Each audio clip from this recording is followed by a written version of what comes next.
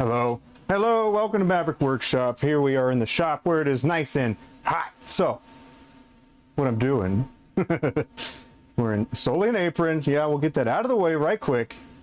Now, yeah, wearing just an apron. No problem. I do have shorts on. Still good. It's no worse than like a beach. It's no worse than, you know what I'm saying? Come on. It's hot.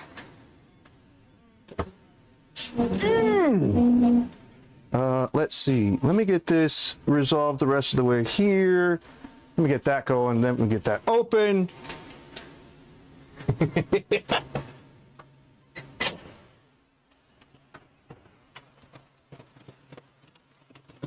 Pretty much going to be doing like production work, so it's not going to be a whole lot of yours truly here.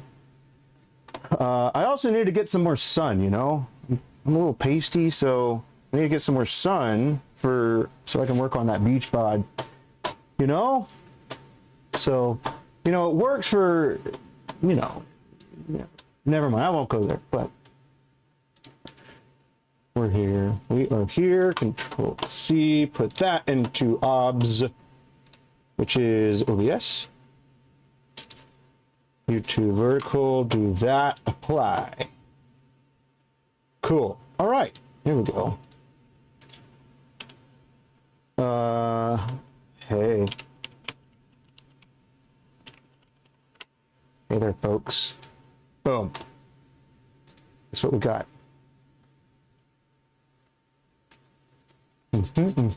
Everything's looking good.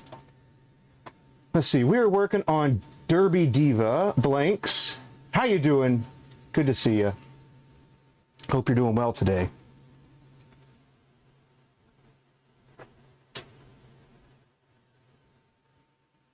Let me wipe my glasses off. And then we'll hop over and just continue what I was doing before. Yeah, feel free to ask any questions you got and anything like that. Yeah. And I don't have like the brightness enhanced or anything. That is actually the contrast of my actual flesh that doesn't usually see the light. All right, switching over. Here we go. Boom. There we go. You're green. Cool. Get this clear out Morty right quick. Boom. Good, good, good. Throw those on the ground. It's just one. Nope. Here we go.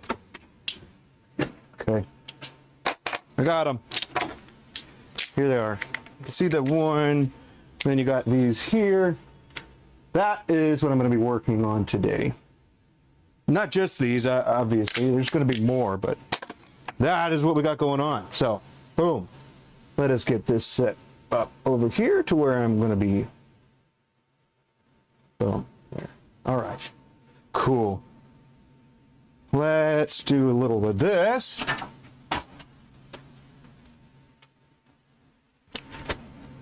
Okay.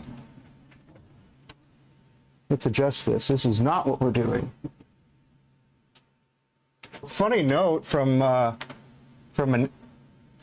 teaching. So I was a teacher a while ago, and one of the things is when you're erasing a whiteboard, you're only supposed to go up and down, not left to right. And it's more applicable for ladies, but you know, some guys with like dad bods, and you know what I'm saying. If you're going left to right erasing, you're gonna go, boop, boop, boop, boop, boop, you know. Okay. Oh lordy. All right, we'll see how this goes for a little bit, and then adjust as necessary. Yeah, here we go.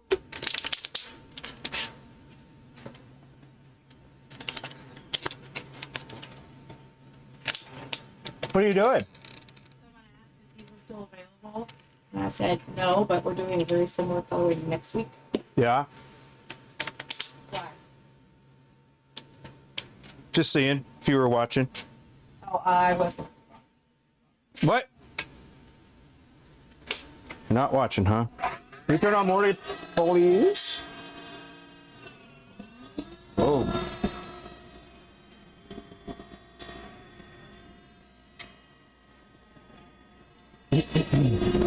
This also keeps the sleeves out of the way, so when you're not using like a shirt, you're going streamlined. You got the apron, you got that heavy denim action going. This is waxed denim that I've got on my apron here, so that's pretty awesome. If I do so myself, it makes it so the stuff, these noodles, when they fly off, they don't stick to you. Suppose you could accomplish the same thing with leather. Leather's more expensive than, well, I just needed an apron.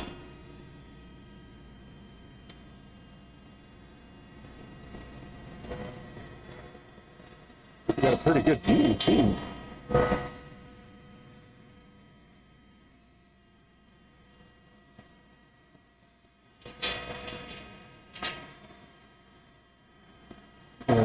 These are called Derby Diva, and pretty cool.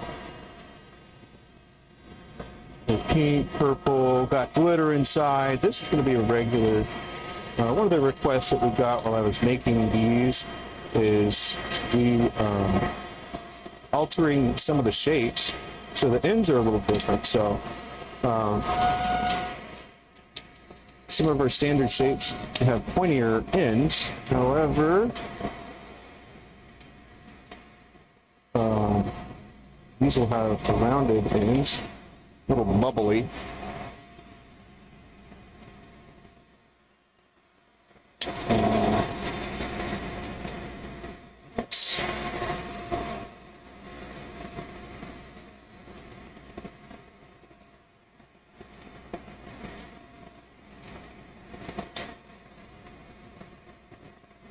And then if you were interested in turning something specific, seriously, check out the link tree. We made a little document that you can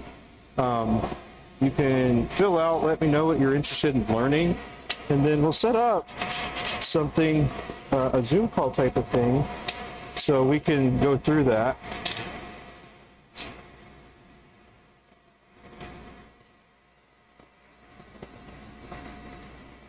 But if you just like watching, that's also good.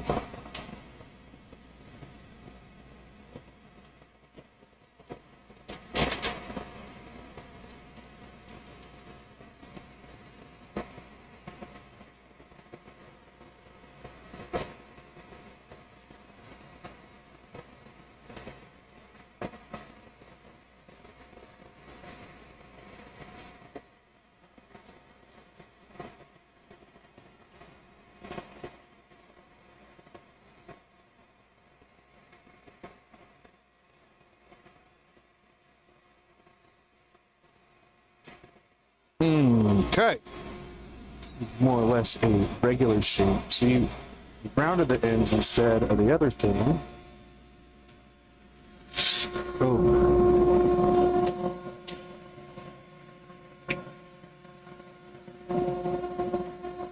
Got everything all set up, and then lost my thing. That's one of the things that fell. And that. Good now. We are good. Yeah. So this is also how I hold my mic. So there's that.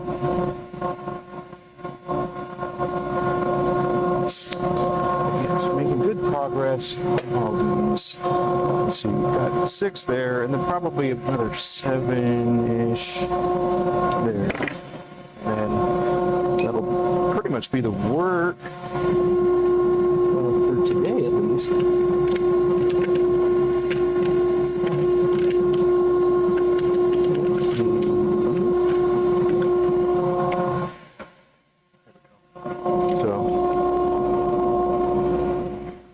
there's the regular, and then there's the large. So you can see the difference between them.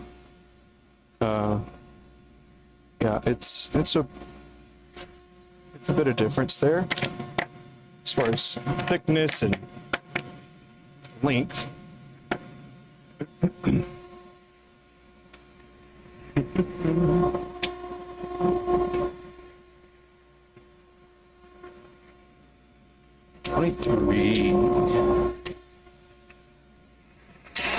Yeah, the summer is definitely here. It feels like I'm all by myself. Golly. Get the tubing coming back.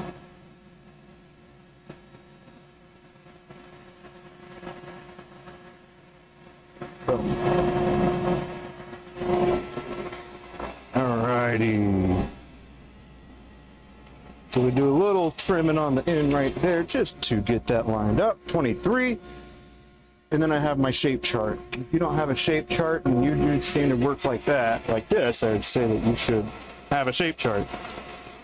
Yeah. It's my 2 cents.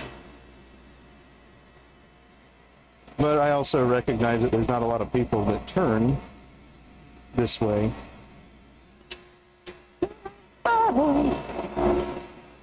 Alrighty. So, yeah.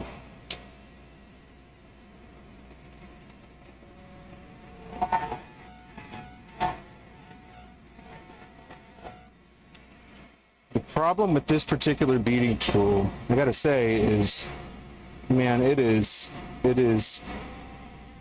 goes kind of deep as far as the beading part. Like, I can't actually get all the way because it would make it too far. I'd probably just cut it in half. It's not what we want. But it is what it is. And then this one, on the other hand, I reground this one. I reshaped it so I could get in these little spaces without having to do as much cleanup as I was doing before. It just wasn't working out, man.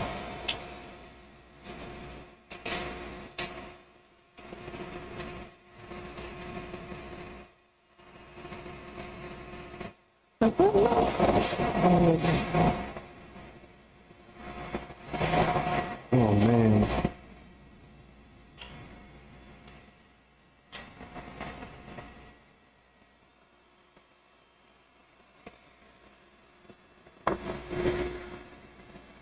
I mean, I was told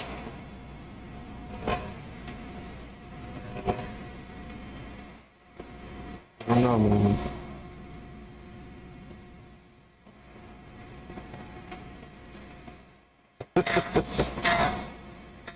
Yes.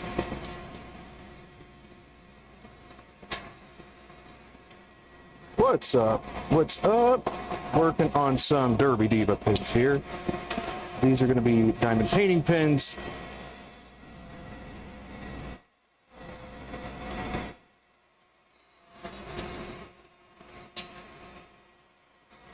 I got most of them done the other day, yesterday. Got the other half to go.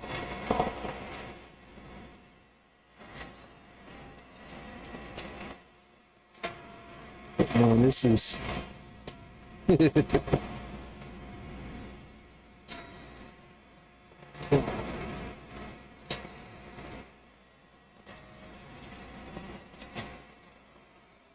see how we looking. Very nice, good smooth surfaces there. We're gonna do what's called the bat ends, I suppose, where it's kind of like a baseball bat on the back end here.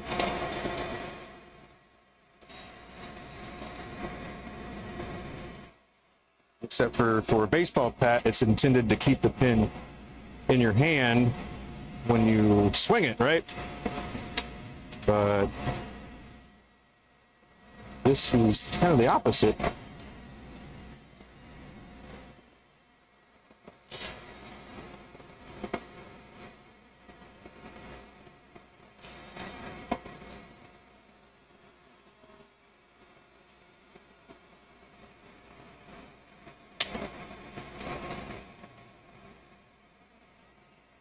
I think that's Spanish, but I also think that you're saying that's a onesie.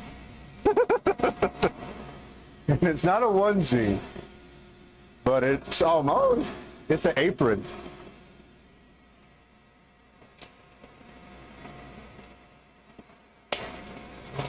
Is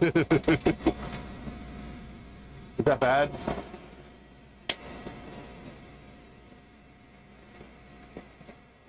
Get you to help me work on my Espanol.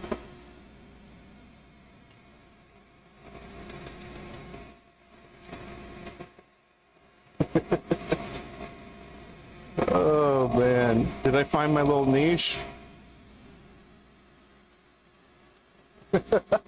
Scandalous turnings would be a is that a thing? Not yet. All right, so we got some like foil in there, stuff like that. Hey, what's up? What's up? From Long Island, cool deal. New York.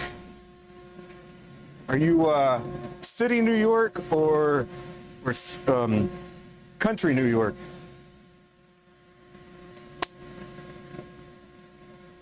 Like out in the country.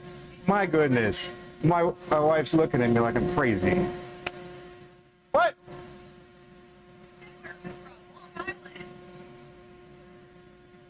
What? I know. I said out in the country. I even said that. My bad.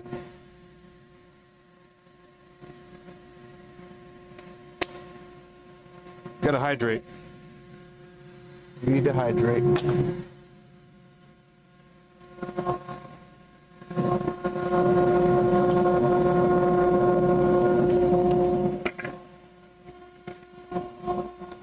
See? Well, now, hold on. I have to look at a map.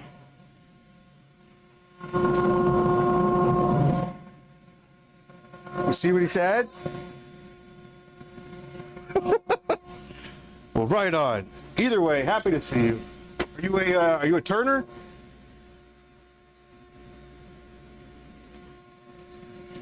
We got a little eavesdropper over here. I hope she's at least watching. Input.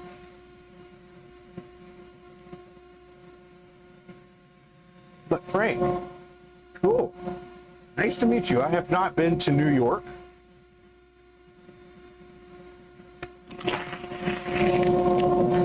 But what's the weather like there right now? Is it hot? Kobe.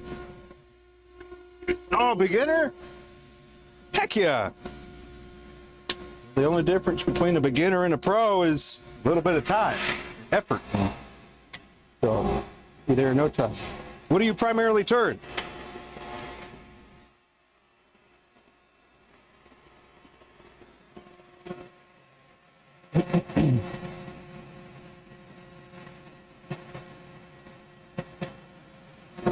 I primarily do spindle turning where I'm turning things between centers, and then I also have a metal lathe over there, and I make a lot of fountain pens. I don't make too many kit pens unless it's requested, but yeah, I pretty much just make these and fountain pens. Yeah, I've actually been working on a couple different things, and I think that it would be pretty awesome to share those.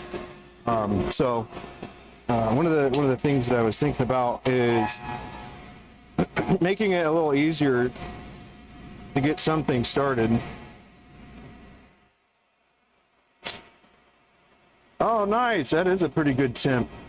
Turning bottle stoppers, good deal. Where do you get your bottle stoppers from? Some of the bottle stoppers, I find them to be too tall, which is fine, I suppose, for reds and other wines that don't need to be refrigerated, but if they need to go in the refrigerator, it's usually not a good fit.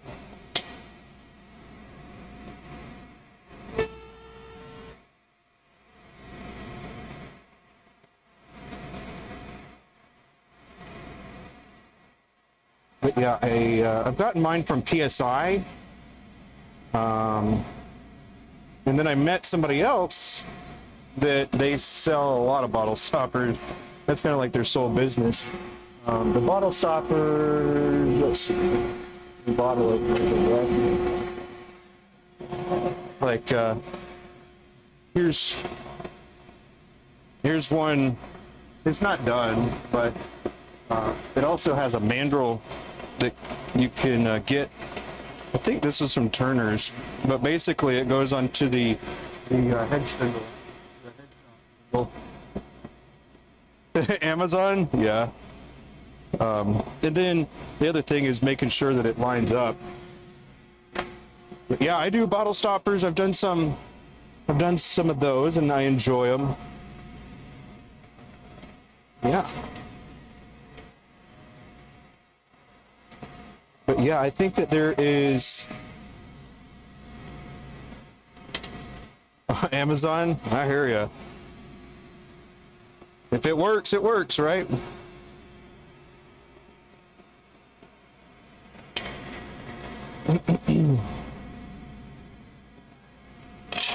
Yes. Do you use carbide or you use steel?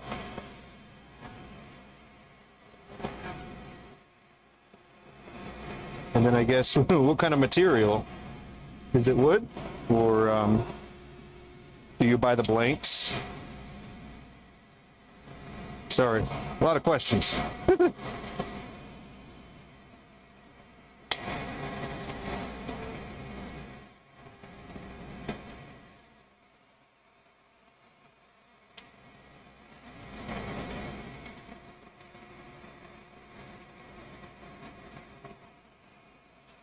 But yeah, if you were, I don't know, I guess getting tired of buying kits, then I could probably be both, be of use for both. What you see is not a kit. It's just a resin blank that I drilled holes in, and then I have bushings that I use to turn. You buy wood blanks? Right on. Is there a turning group out there in New York?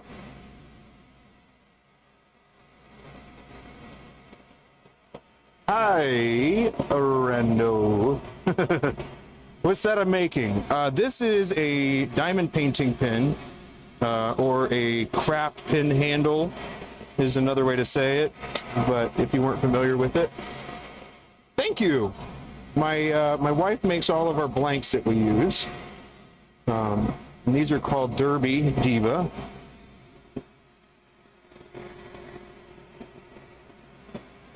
And that's feeling pretty good. And this is what it's looking like, you know, before we get to turning. And then I've got some over there that are shiny that are being done. So here's the shined up ones. So we've been, Abby, my wife, has been over there sanding and polishing over there, and they still need to be cleaned. However, the shininess is from the surface being as smooth as it is.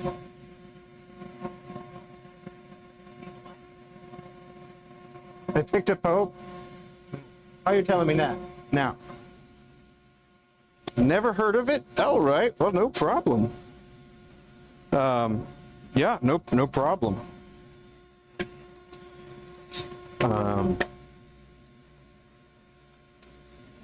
Right on. Appreciate you, Frank. Take care.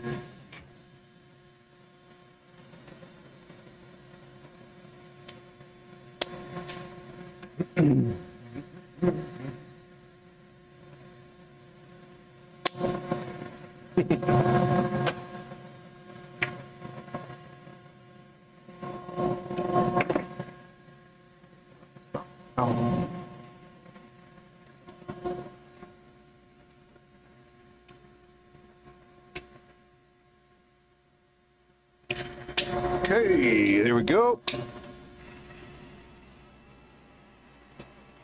What are they used for? What is their use? Their use is to create a more ergonomic handle for people to hold for extended periods of time. Yeah. But yeah, we'll see if we can get one. I don't think I have one here with tips and everything, but it's the paint by numbers type of thing. Hey, thanks. You're right. It's really hot out here. It's kind of like we're in an oven. So I just wanted to make sure that I was able to like stay cool as possible. I got a fan behind me and stuff. So make sure you're hydrating in this weather and everything. Let's see. Yeah, little non-standard uniform that I've got on today. So yeah. But yeah, Rando, that's, if you were interested in any sort of like production type of stuff, man, there is demand for anything. Anything.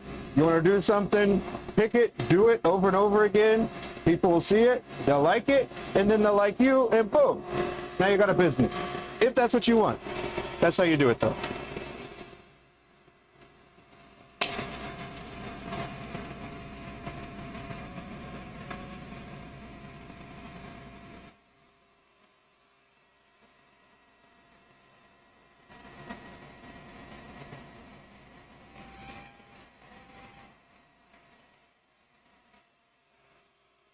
Anything.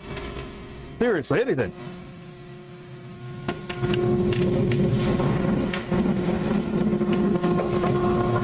Sorry. My dust collection is right there, and I have to clear it out every once in a while.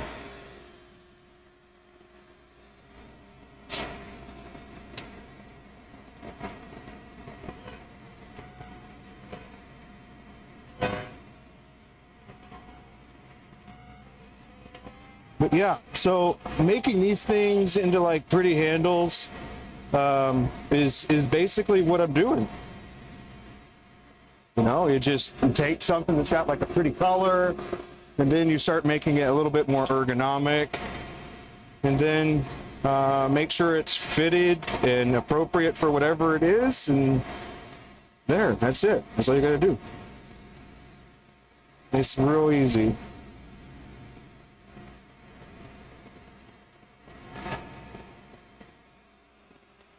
There.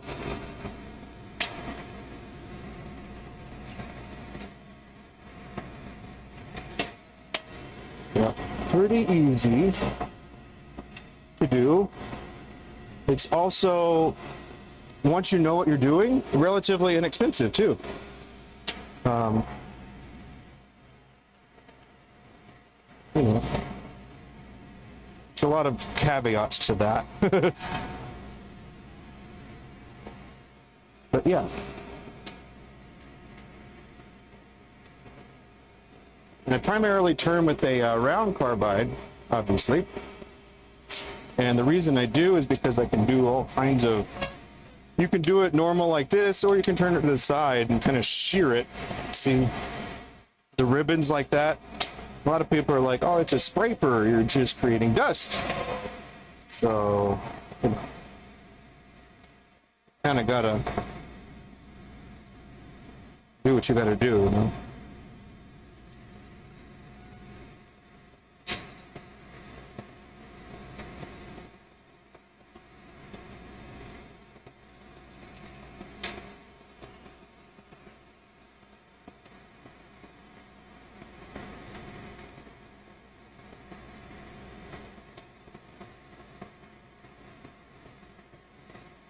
Yes. Make sure the stuff is nice and ergonomic, comfortable to hold. You know, listen to what other people have been saying about whatever it was that you're working. Consider taking those inputs and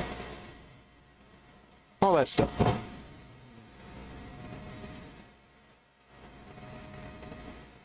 And also understand everybody's going to have a preference or a thought about whatever it is. So, I mean, you don't really want to get wound up too much about, oh, that's terrible. Well, it might be, but isn't that relative?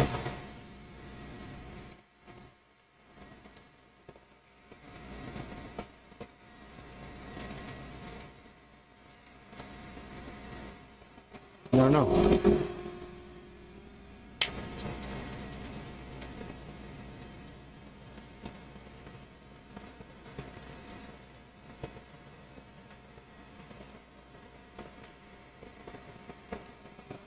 All right. Yeah. Honeycomb. Make it.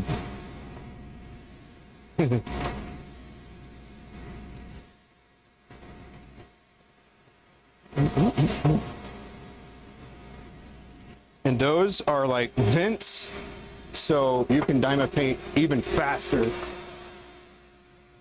These, when you move it around while you're dotting, it makes it so they just move a lot faster with less air resistance. You're going from the tray to the canvas.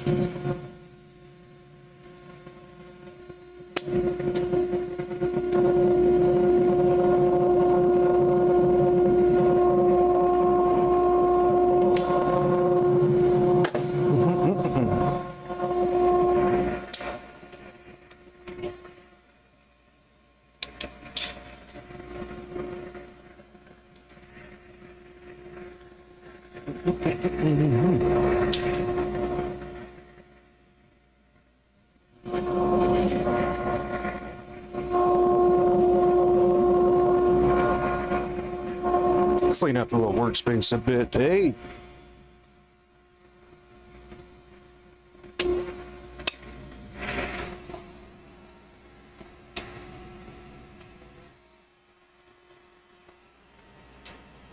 So apparently the new Pope has been picked. How about that?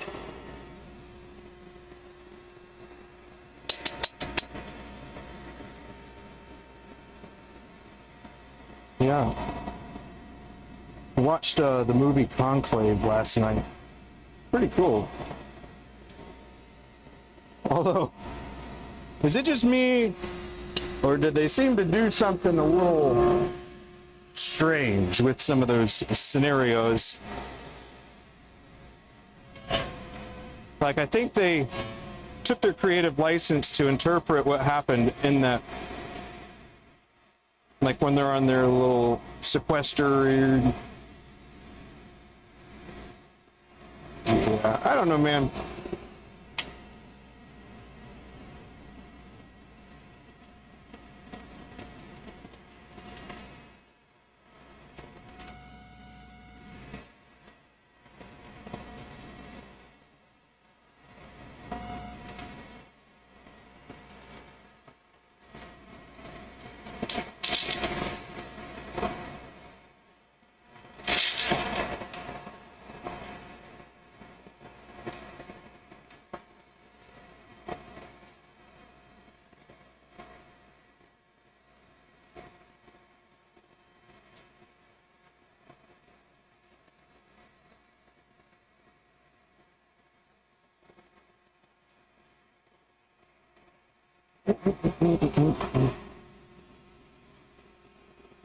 Yeah, so what's everybody doing today?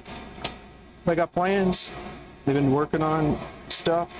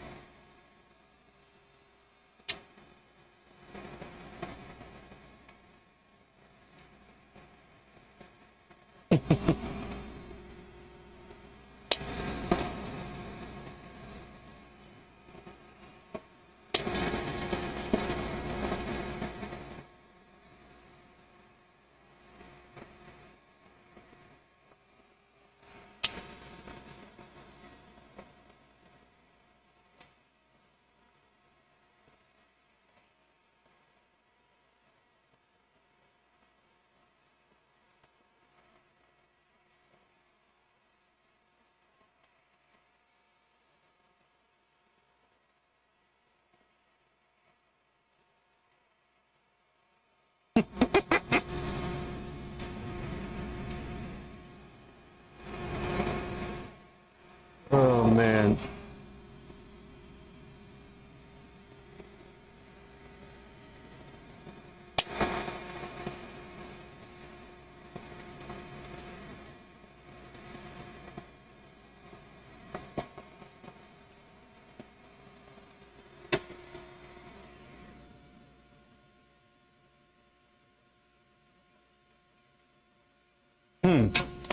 I mean, let's see.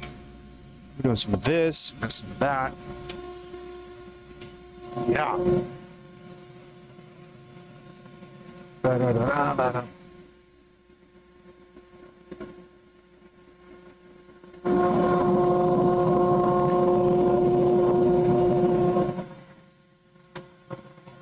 How's the view? The view okay? Here we go.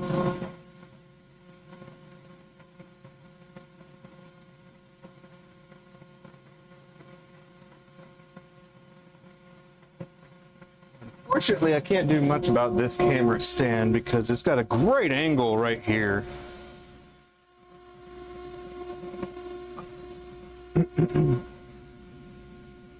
Yeah, I think that might be the best.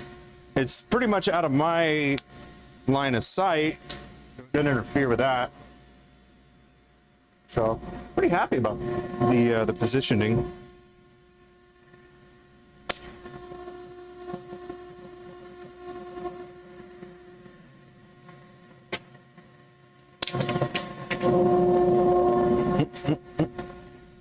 Oh geez.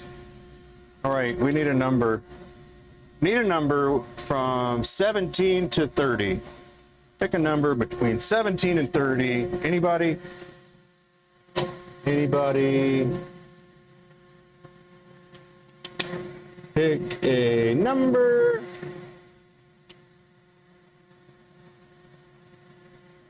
Hey, Brian, how you doing? Good to see you, man. Good to see you, buddy.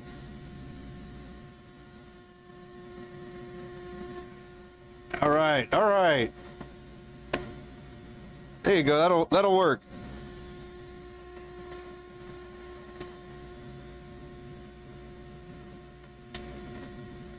This one, it got wiped off or something, so we're gonna do. Yeah, you working too? All right, I won't chat with you too much then, or at least expect a response, I guess. I appreciate you.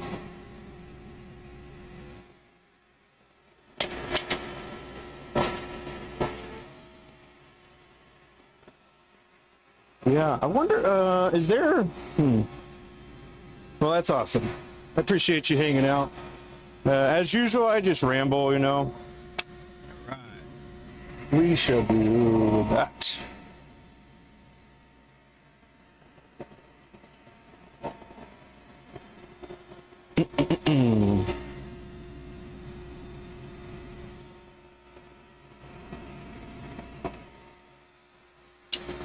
Yeah.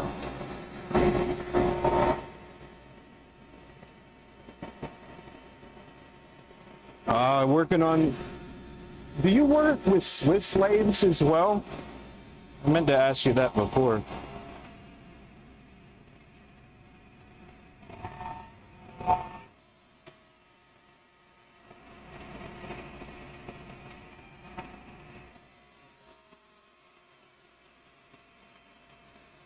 Pretty pumped about one of the upcoming things that we're working with a local business owner.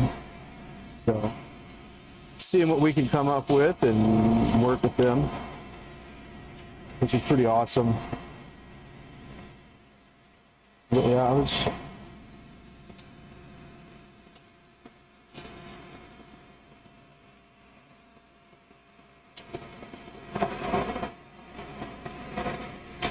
I was just kind of wondering about the Swiss lathe, and I know that those things are super expensive. And I don't know what I would do with it yet, but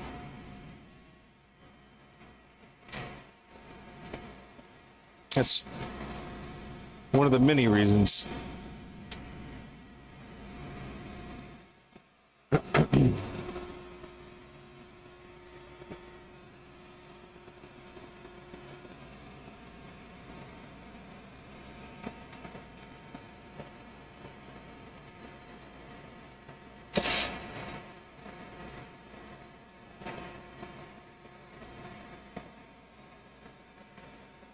Go. All right, we'll do a little one of these, huh?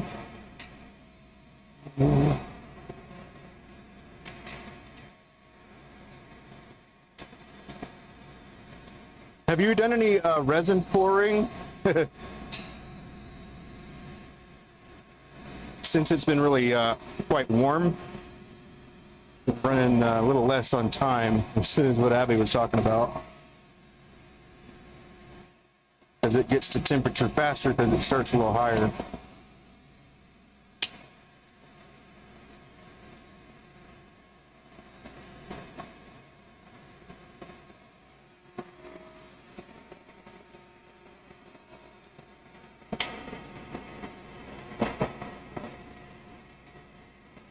Oh, I also had somebody that was looking for somebody to do some stabilizing.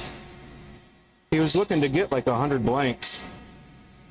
And I told him some of the people that I met at the mate, but I guess at least one of them didn't work out. But the person did end up finding somebody else, so.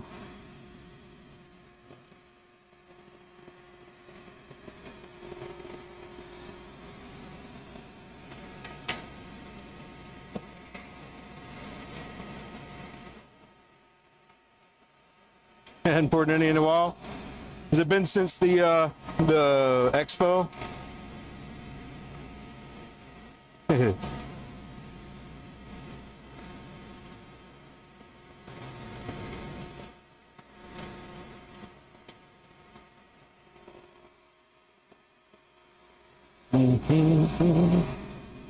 Alrighty.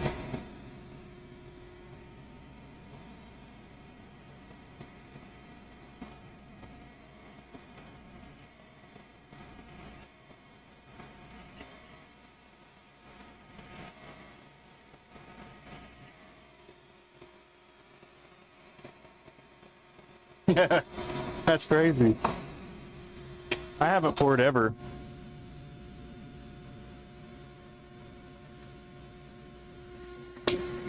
That's kind of crazy.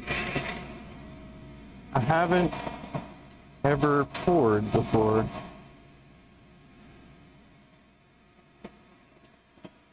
Crazy.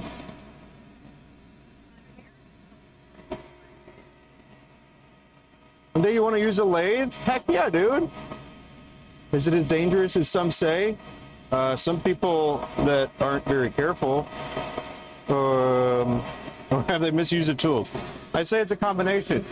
People misuse the tools. They do something like, yeah. No, I wouldn't say it's dangerous. But I mean, if you have something that's large spinning on your lathe and it's at a round, and you try to crank that up, it might fly off your lathe. So it definitely can be dangerous, but it kind of comes with a little common sense. You could probably do most of the stuff, and then everything else you just kind of learn as you go. What were you saying? Hey! Hey, what are you saying? What about the Pope? Oh, American Pope, huh? I keep getting the... Okay. Gotcha. But yeah, Chris, I mean, if you were interested, man, that could be something that we could pretty easily accomplish. Like, yeah, obviously, ask me what you got here. But if you wanted like specific questions and I can give you specific answers, we could, talk a bit offline too. That way you can ask me very specific questions and without fear of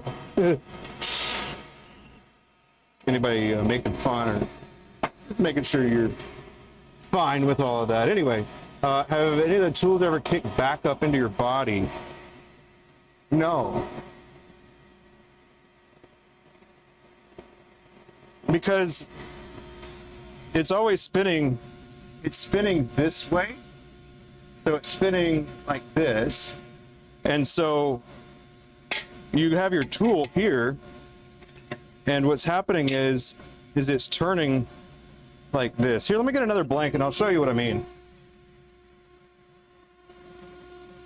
I can actually scrape it and much slower and then I like seeing it.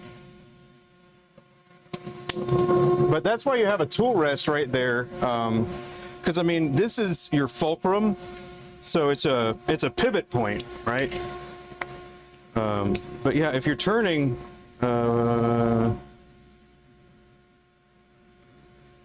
hey, what's this arrow? Hey, what's the arrow? That's the pointy side? What? Oh, I was just making sure you saw where to cut it because it was dark. I was just making sure you saw where to cut it because it was dark. Oh. Okay. Alrighty, here you go. We got this. We got this. As far as stuff getting kicked back at you, I mean, the main concern would actually be the piece that you're working on, assuming everything else was secured properly. Like, I have this is the live center, this is the dead center, and this has to break to come off, like, because it's pushed together. And then the reason this tool, or any tool really, is like this is because it spins, and then you'll be in contact and you're creating that cut like that, just like that. But it's obviously spinning a lot faster than that. But for big things, if your tool is like way too far out, what can happen is, well, you can't even reach it. If it was too far back, you're gonna have something like this, and it'll catch it, and it'll pull your handle down. So, I mean, that's maybe the worst thing as far as like the tool getting out of your hand. At least that I can think of. I have had a piece of one of the bowls that I was making. I used jawbreakers, and it didn't stick to the resin very well. And when I was trimming it, it was on the chuck, but I broke the side and it chipped the live center part out, and then it flew off the lathe. So it didn't hit me, but it could have been bad, I suppose. Hey, Michael, how you doing? Talking about some of the dangers of turning.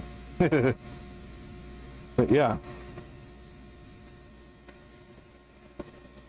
But there's a lot of things that you can you'll learn, and then it'll start making sense when you do it. And I'd say that that's probably one of the biggest things is learning while you're doing it. That's just the fastest way to do things, I think. So 5, we're 2.5.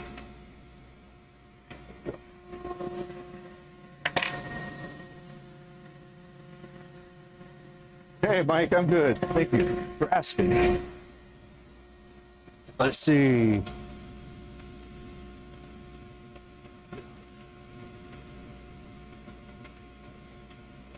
Well, I think a valuable thing, if I do say so myself, I think something to ask is how much they've turned, or who taught them, or anything like that.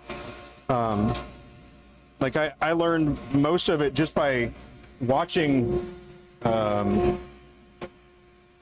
somebody. It's a fellow YouTuber. Well, fellow YouTuber. Anyway, his name is Sean, and it is called Worth the Effort. He's one of the ones that I watched a whole lot when I was first learning and stuff. So I'd say that he's probably one of the ones that was one of my main educators.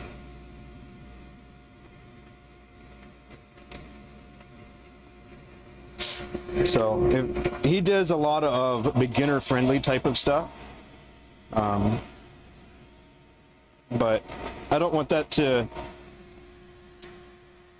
sound like that you can't start learning some of the other stuff as well.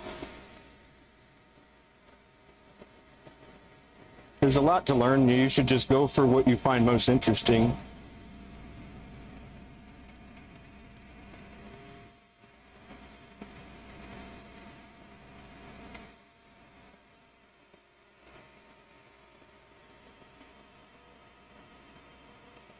Yeah, absolutely. Any other questions you got, let me know. Happy to help. I love turning. It's my kind of like my therapy. So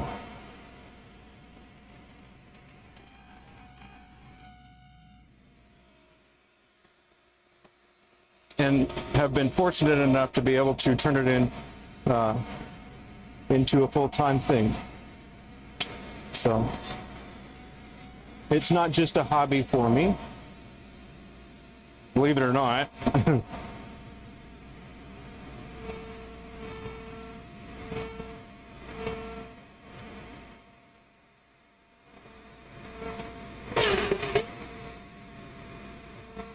But yeah, what do you typically turn? I might be able to help out with some of those things. Because there's a lot of stuff out there, and yeah.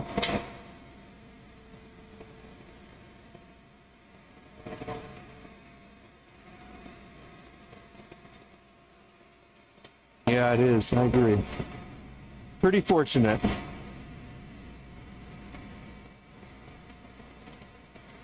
Been doing it for 5 years. But yeah, still going pretty good. Pretty darn good.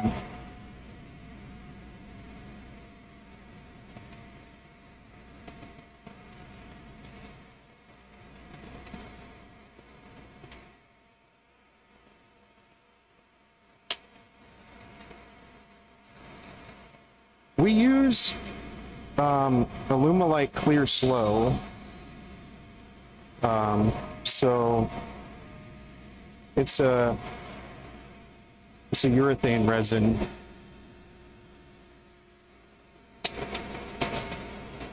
And Abby, my wife, does all the blank making. Let's see, do I sell in the shops or online? Sell what? For these, we sell these online on one of our sites. And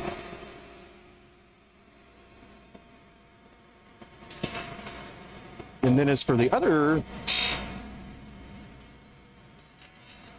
I guess my hobby, I make fountain pens as well. And those are in a different place. But yeah. This blank will become a diamond painting pen, a craft pen.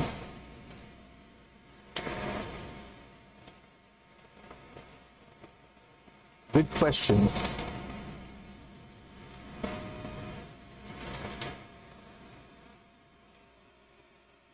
A lot of people like to make, kit pins and stuff like that. There's also a kit at PSI that is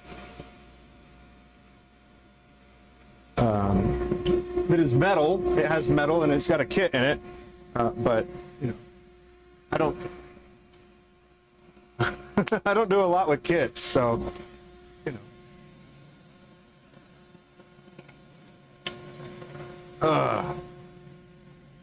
What's the thingy? I think it fell.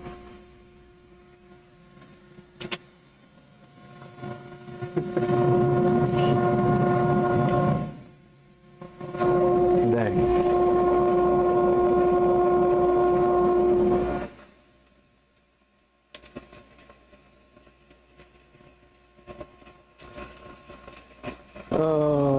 Let's see. What is the price of such a pen? Like the one you retail? Like one of these? It varies depending on the shape.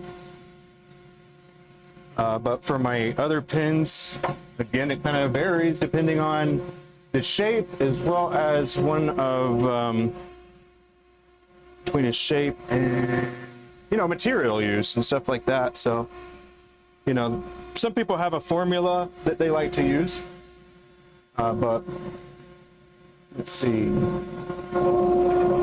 But like this, I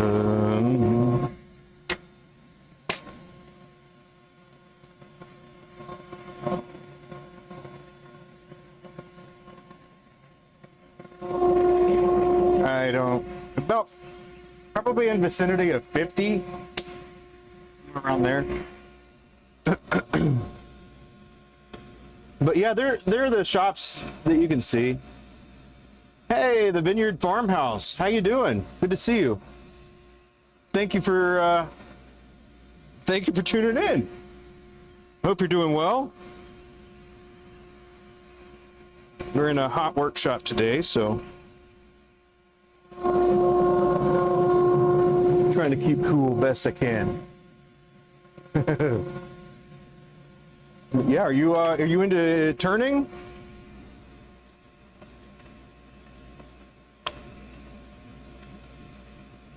Yeah, it's super cool. Super cool. But yeah, you know, yeah, it's like around 50-ish, so.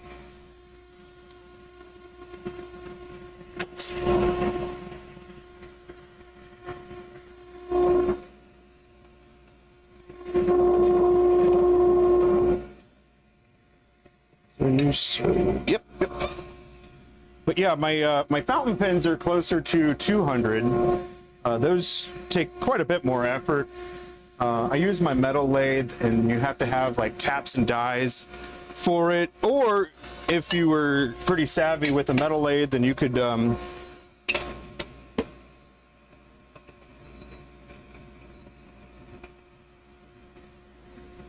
what was I saying? You could use a metal lathe to do all your threading as well.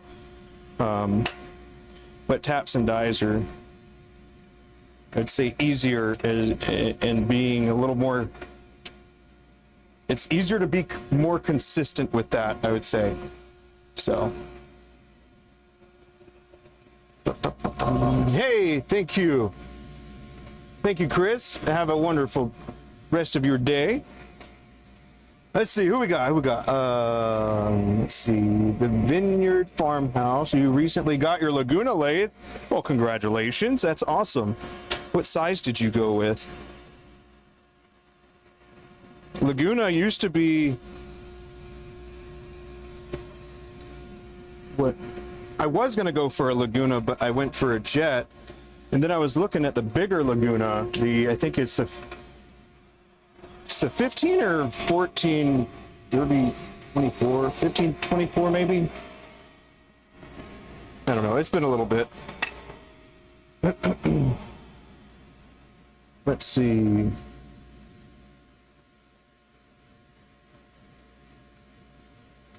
Hey, cool. How about that? That's neat. You're a dog and cat food seller in South Africa?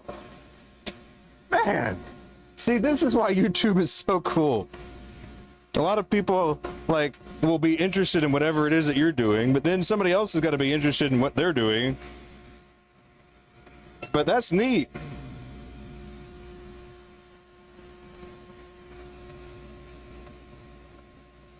But yeah, YouTube, shoot, I'm not I have a lot of information about YouTube, but I don't usually use it. Which is, I guess, weird to say, but I don't make videos usually. But how interesting.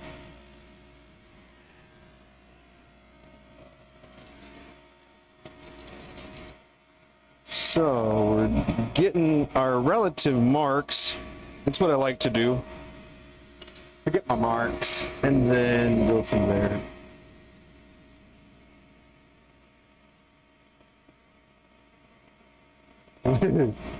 I don't know.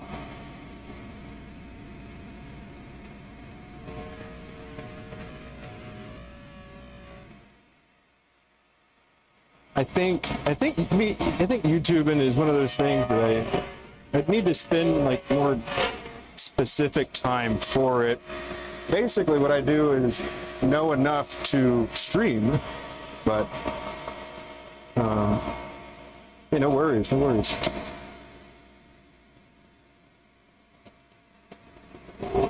But yeah.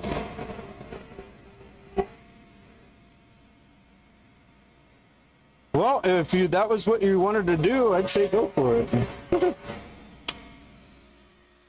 There's good communities and stuff like that want you to be successful and everything, so you can look for those, or you can ask somebody that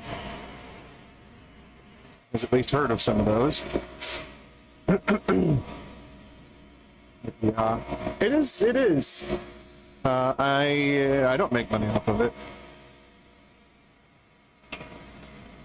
I just like hanging out with people that like what I like. So, I mean, it'd be cool. Don't get me wrong. I'm not opposed to making money from it. I just don't.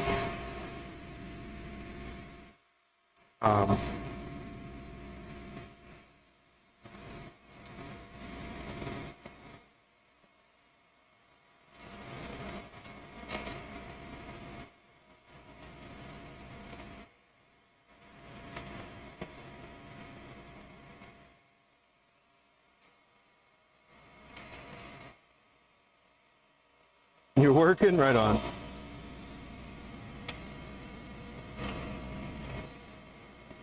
Does anybody watch Twitch? Have you seen that there's a new section in Twitch that it's like working alongside or something like that? I was thinking, man, that could be pretty dang cool if you I don't know, had like a curriculum or something, or you just wanted to be there for some entertainment.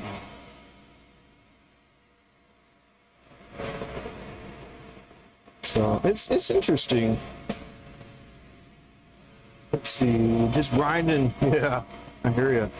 What is the focus of what it is that you do?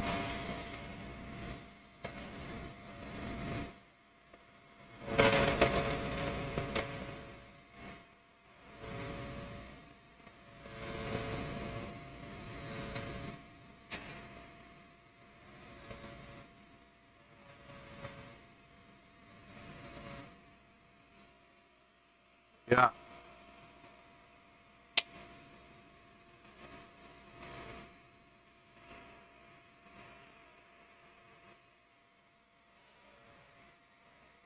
All these rings are tedious.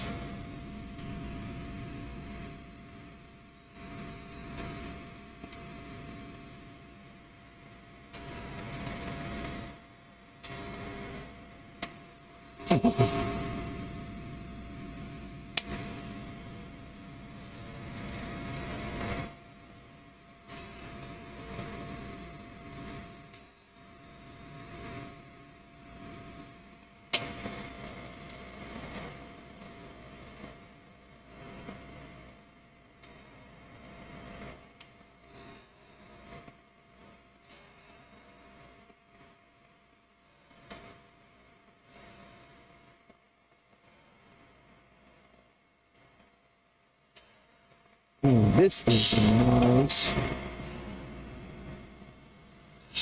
A nice set of rings. Whew. That took a while.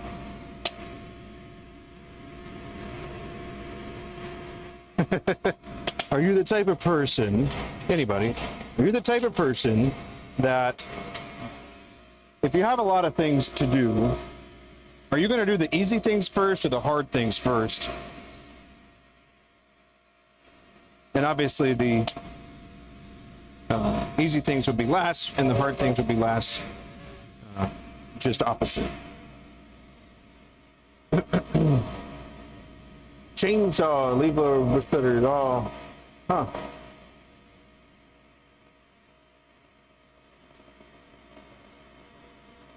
Right on.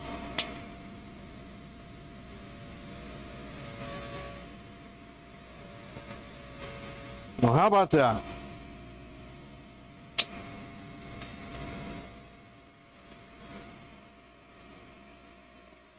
There's some people that have a lot of success going to they own a landscaping business, and what they do is they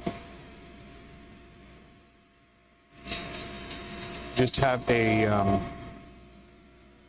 condensed version of a job that they did.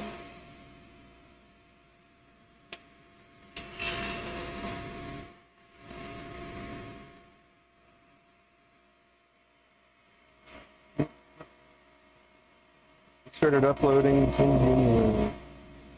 I don't know, 2 years ago.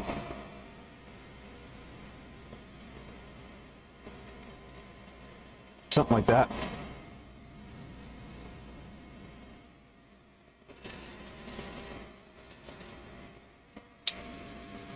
But I don't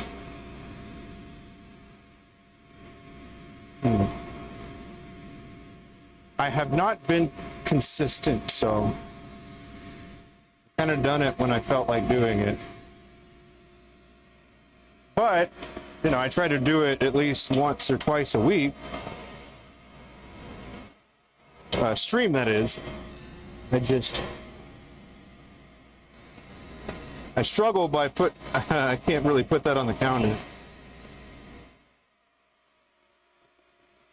Yeah. Yeah, a lot of people like to know how to take care of their grass and plants and stuff like that. Oh, man, yeah. Oh. That one was fun. Come on, people. Come on, people. Here, I'll put it right here.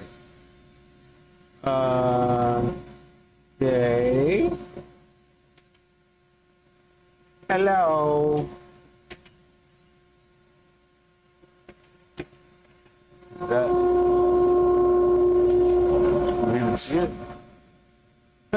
Not really.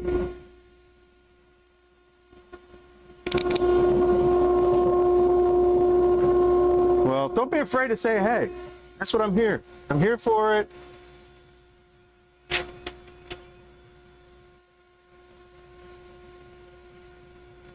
Just make my day. Got to see if lives can become something. What do you think? Can you turn a hobby into a full-time business?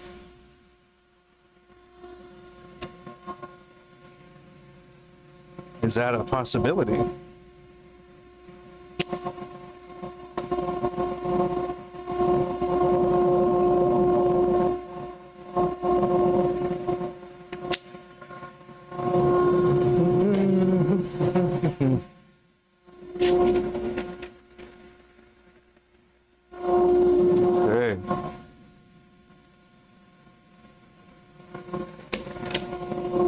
Hydrating.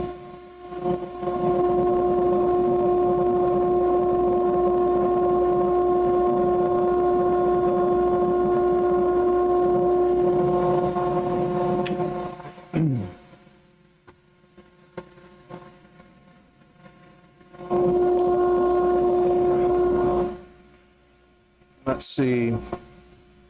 I mean,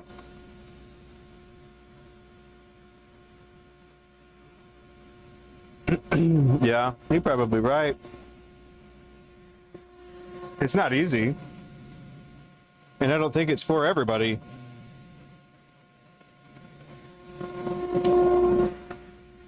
If it was just me alone, no way would it be the case.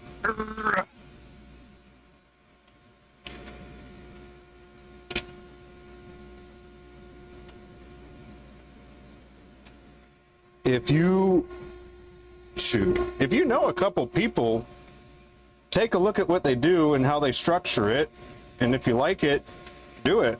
Do it similarly with whatever your thoughts or ideas are.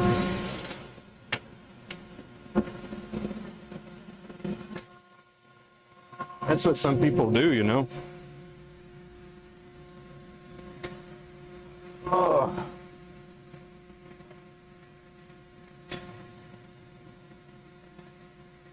From 10 to 100 was easier? Nice. Well, I'm not at 1,000 yet. Let's see, I'm at 598. So I think I still need the watch time still.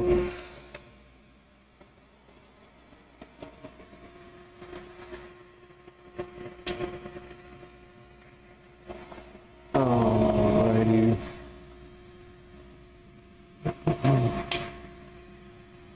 But yeah, make sure that it's something that you like doing. You believe people are going to get value from it, and then go for the gusto.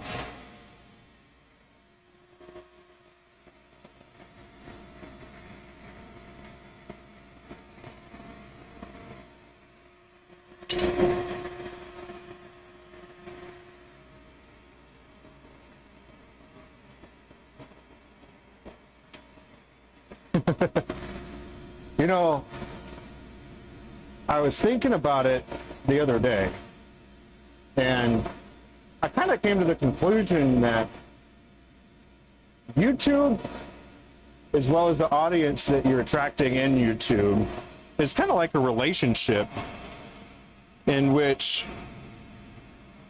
if you know what you would like from someone, then just apply that to what you're doing. It's like you want somebody that's going to be reliable, somebody that's consistent, somebody who will talk about their mistakes, admit that they were wrong about something.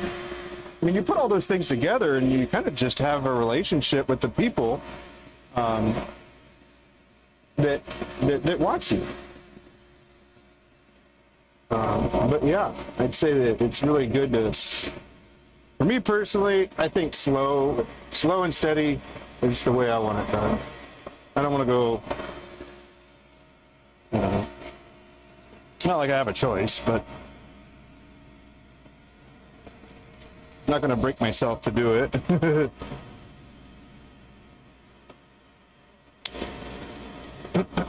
Yeah, which is pretty cool. Yeah, that's pretty neat. And obviously that would be good. But I don't have the, I guess, capacity to dedicate as much time as other people do. Because this is one of those things that I'm doing now.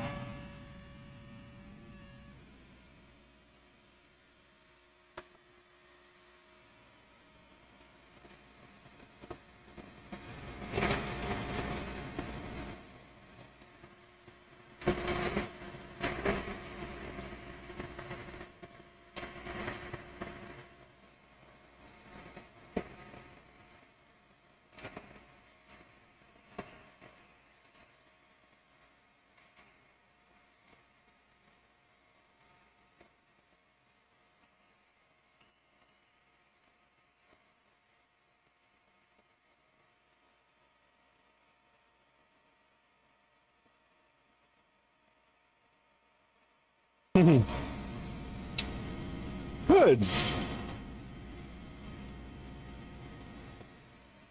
I mean, it should imply that everybody has that type of question.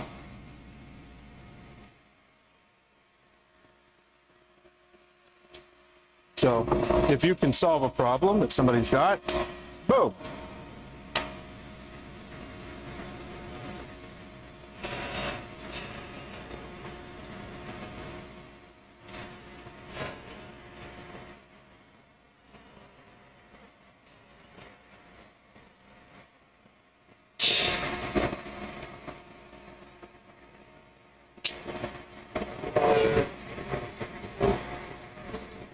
I think the time also matters when you're streaming to get certain people, but obviously if you make a video, it's just up.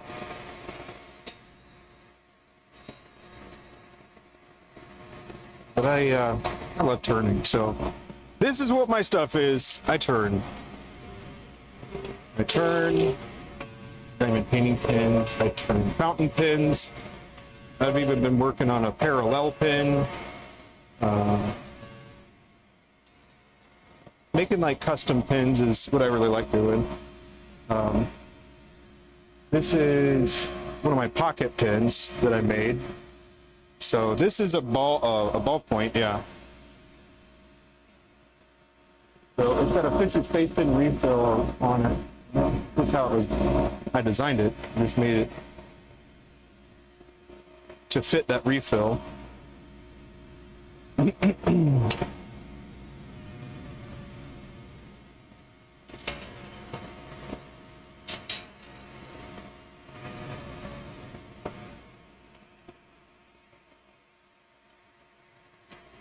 Yeah, this is pretty cool.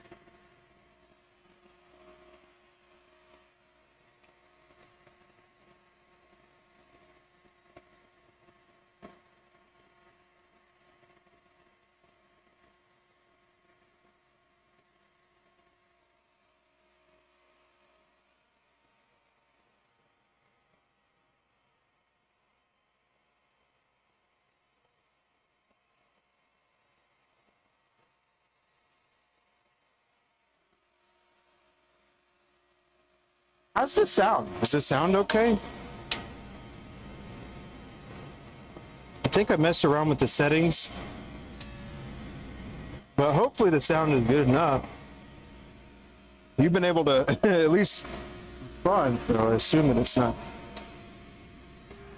awful.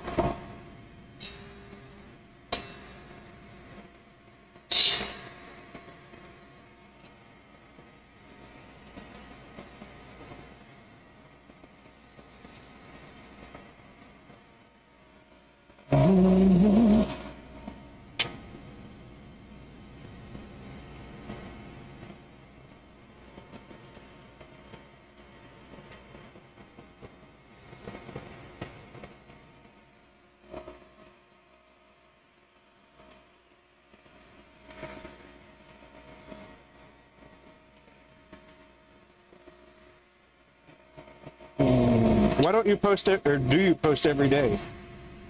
It's that first. Do you post every day?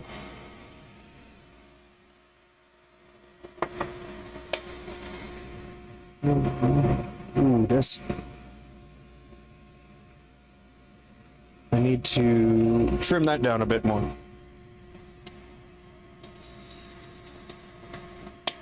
Holy guacamole! We got quite the turnout today. Hope everybody's doing well. Having a good day.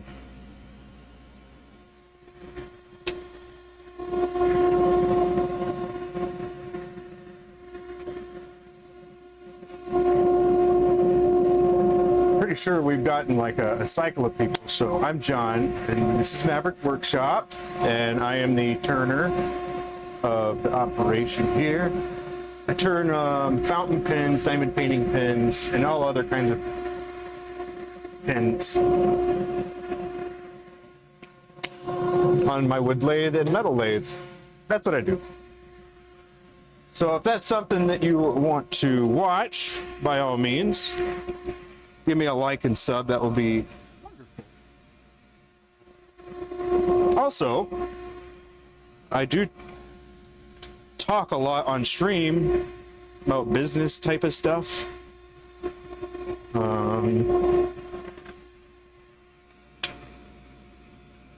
Let's see. I guess this would be a time to say that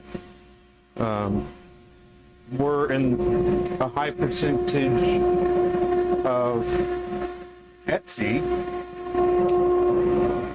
We're pretty successful on Etsy.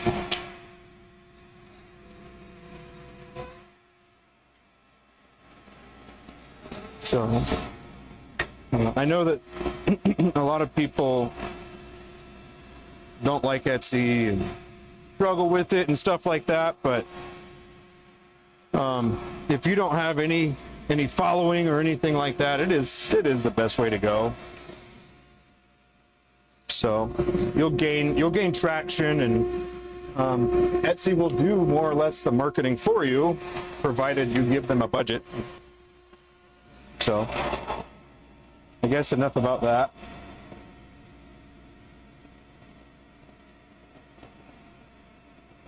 Everybody, well, I digress. I'll keep going, but I'm not gonna.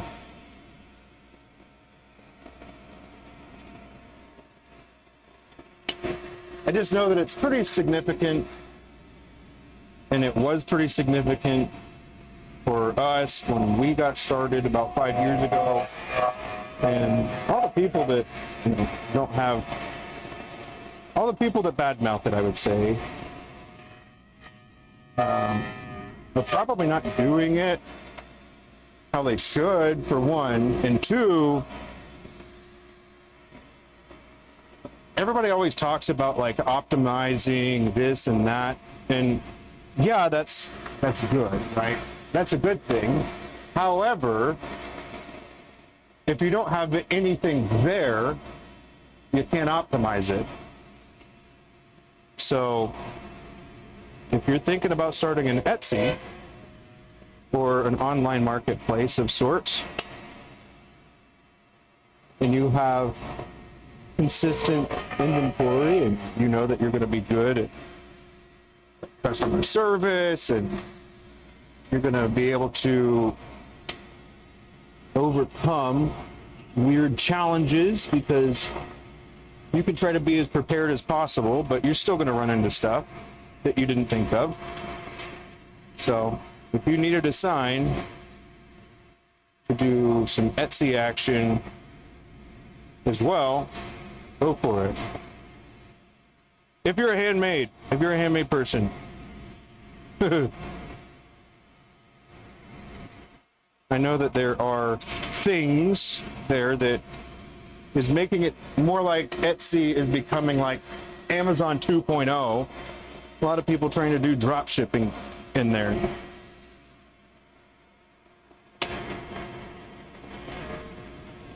Which is it? Does it work? Yeah, probably.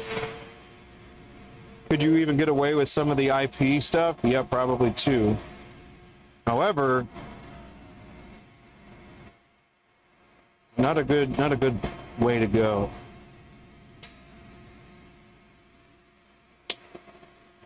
But yeah, just thinking about the Etsy stuff, it's like there's good stuff too, and then you're talking to people that are, kind of like you, just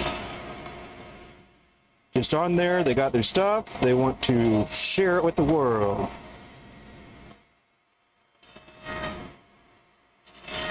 Anyway, unless y'all got specific questions, I'll end my Etsy rambling. I just think people follow stuff They're like, oh, get on Shopify. It's the best place. Okay. The best is relative, right? Yes, you could potentially make more money from Shopify because they don't take as many fees, but you're also driving all that traffic. They're not gonna help you.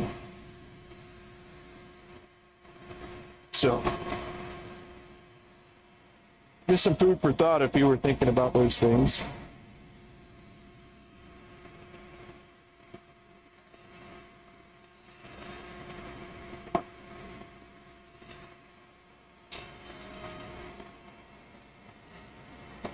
And I'm still learning as well, so I don't know everything, that's for sure.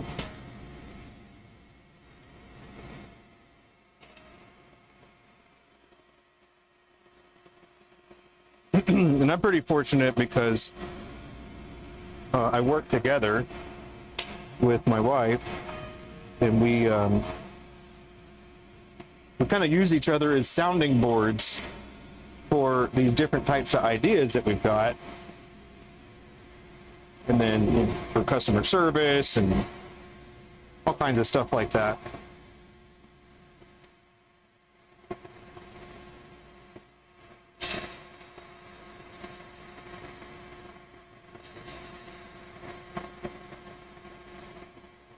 But yeah, I like that type of stuff. Turning, motorcycle riding,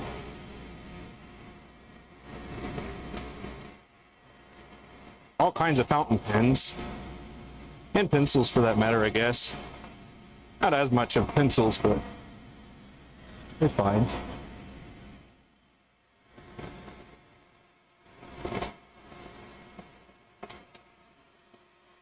Let's see, doing pretty good. Like I said, some of the rings here, these are tedious. Very tedious sometimes.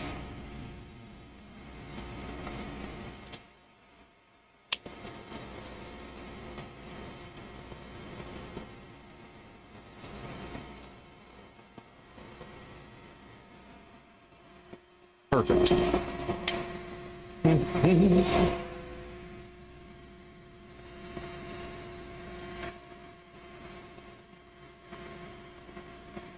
Uh-oh. Might have brought that one around a little too much.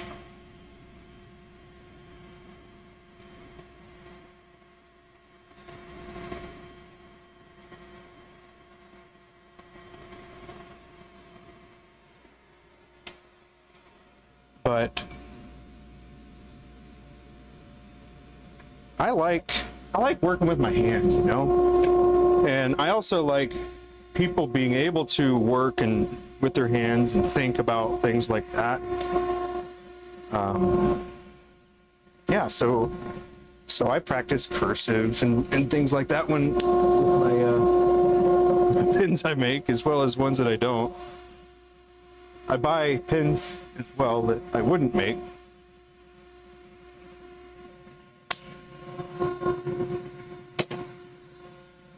But then I start thinking about how I can adjust them and make them, you know, a little bit more personal, customized. I haven't done it yet, but I do have some pieces that fit some of the Cabecos, which is pretty neat. Kind of a coincidence that I had, or that I used the same thread type.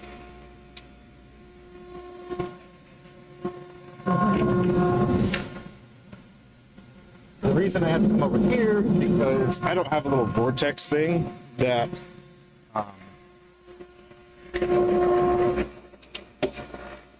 that collects the actual debris. The debris. And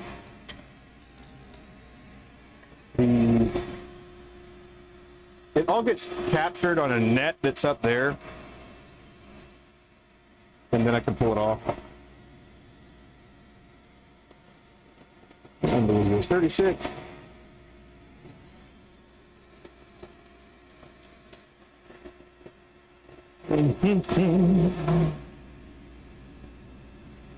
Let's see. How are our measurements looking? Let's see. Let's see how our measurements are looking.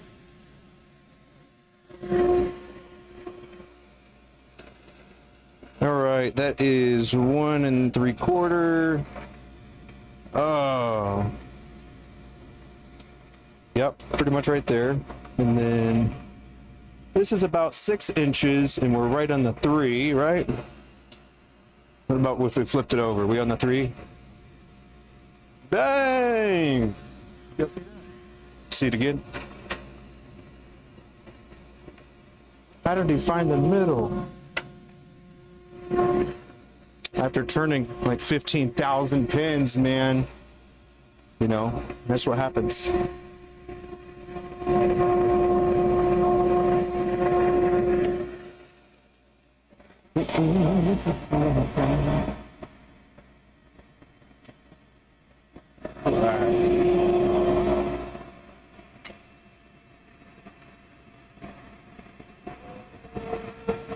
This is going to have a very small grip section. And then it's going to have nice meaty middle here. There's going to be a nice little dip down. We'll do 2 small beads here on each side, that is. Boom.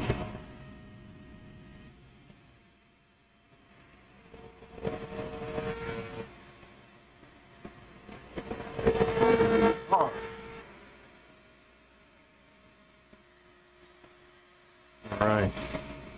Gotta dig out in the middle here.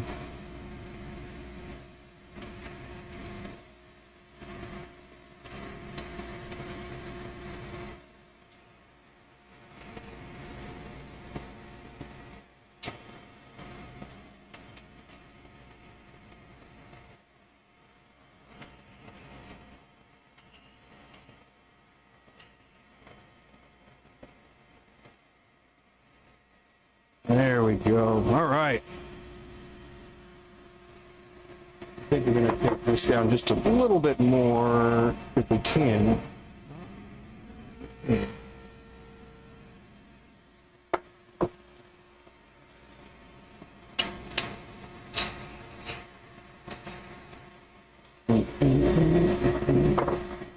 So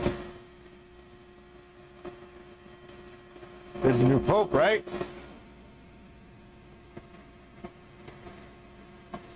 Apparently, it's an American pope.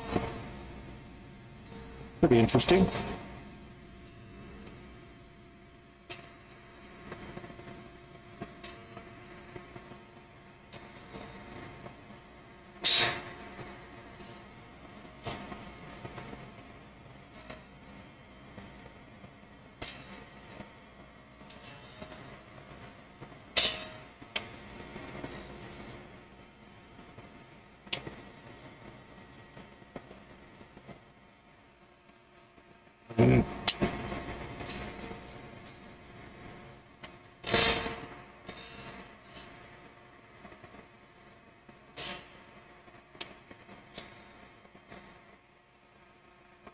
There we go. That's nice.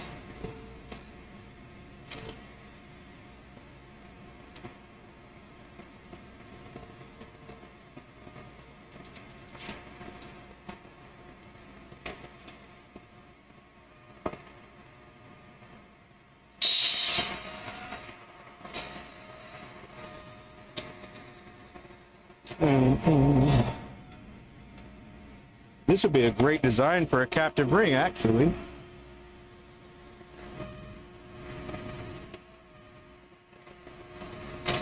You know what? I'm actually just going to go ahead and do that. Not with this one, but the next one.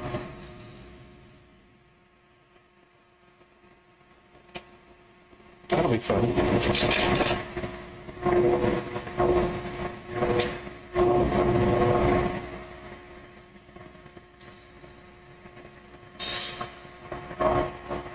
I have to do it next, that way the so it can happen. Because I get this, I get it to like almost done, and then I've got to get the ring, And then when I make the ring, I give it to Abby. She sands and polishes it, and then gives it back to me. So that kind of sounds interesting, huh? I like to do some things like that every once in a while. You saw some love. Thank you. Thank you for showing the love.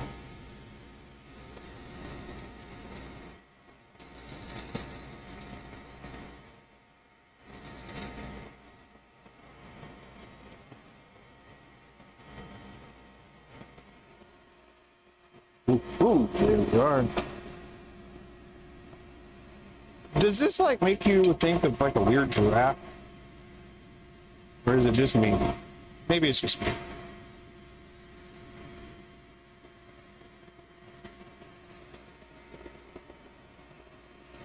Because I watched one of the Rick and Mortys yesterday, and it was about the parasite that was in, and then the giraffe had a stubby little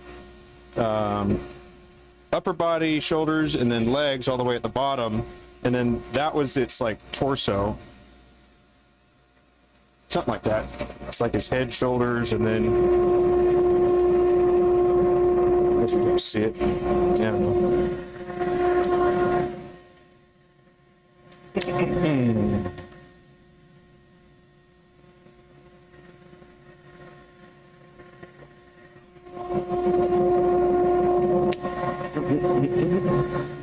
Okay. Yeah. We're gonna go ahead and do that.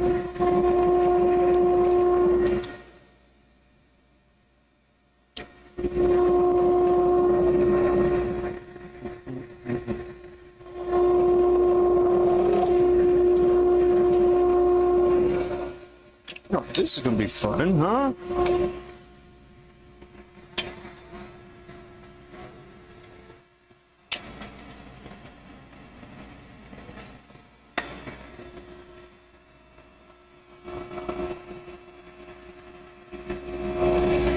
Okay, so we did a little of this,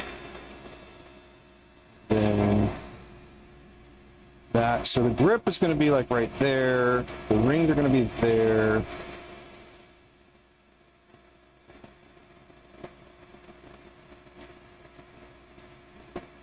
Yeah, I'm going to bring it over a little bit more. That way that the ring could sink all the way down too.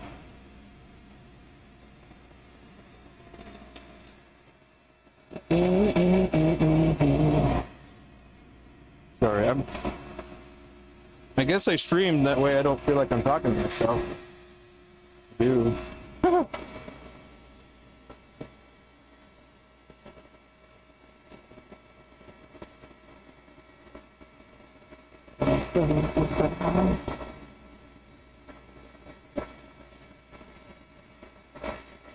Okay, that's what it is.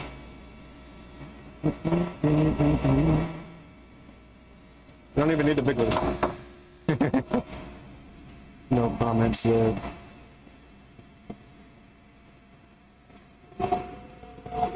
Cool.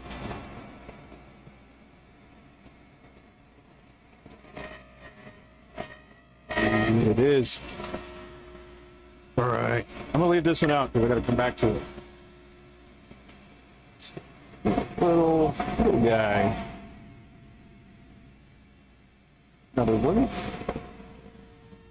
you're wondering, this is called a beading tool. Bead. And as you can see, it's making a bead. I'm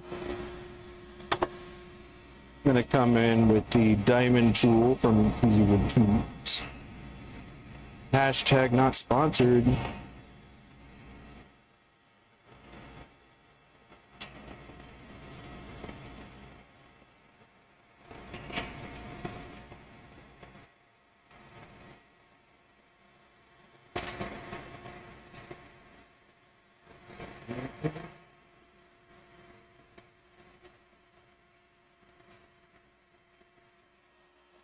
All of this.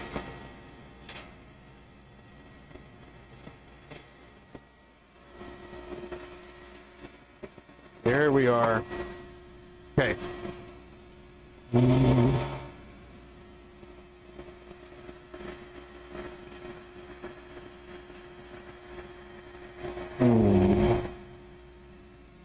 Let's see.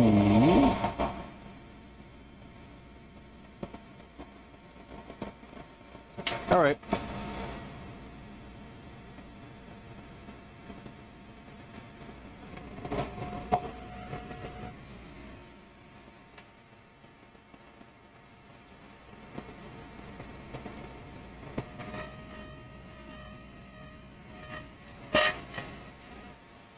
All right.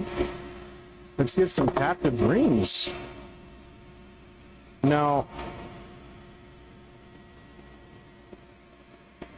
this might take a little while. Or not. Just gotta take a time, do it right. No putting this Humpty Dumpty back together.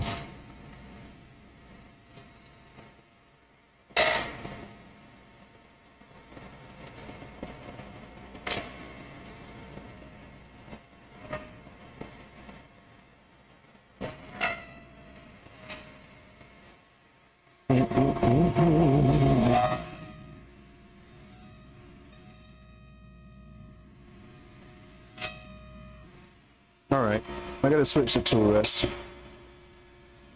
Tool rest is too tall.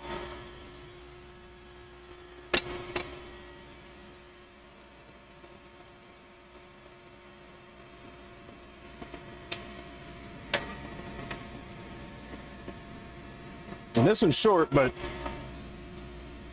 it's better for what I'm trying to do here.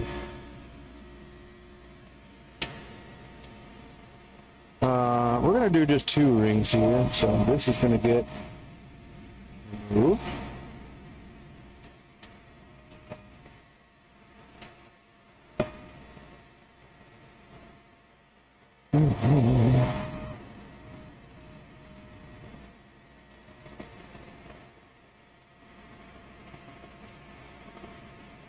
Okay, you need to be more precise in that little nook there.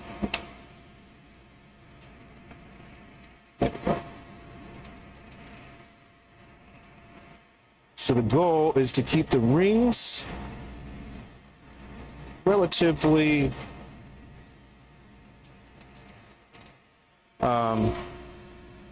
girthy, for I guess lack of a better term. You want them a little more girthy. That way you can trim down the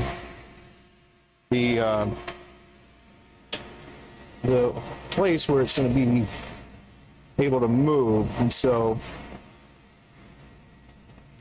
the bar that they're going to be on needs to have enough room for them to be able to move up and down. And then one of the last considerations that you got to think about is these are going to be the 2 rings, and the way that somebody's going to hold this is like this, right? So the goal is to make sure that these rings will be able to go a little out of the way, at least, because you're going to flip it around. Anyway. It won't be perfect, but it will be the best I can do. I don't think I've done this one like this before.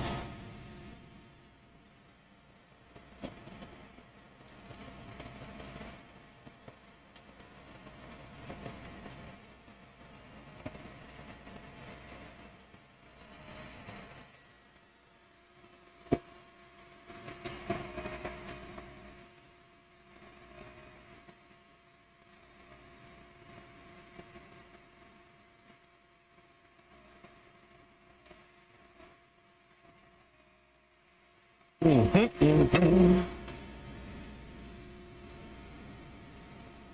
I'm going to go ahead and smooth that out.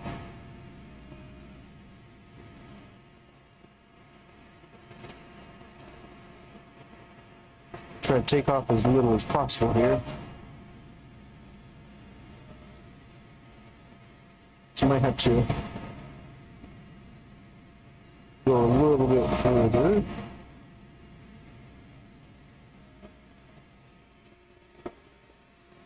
Okay.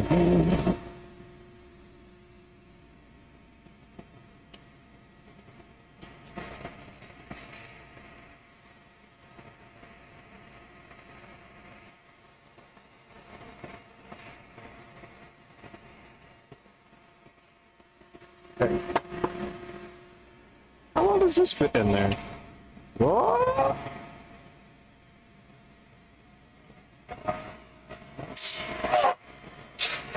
It's almost disastrous. Not gonna do that again.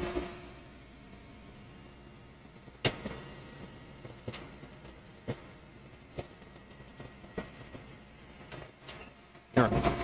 We'll be about done. We'll leave the outers at least a little bit larger there. And then get my tool. Oh, what is that? It's a little burr on it.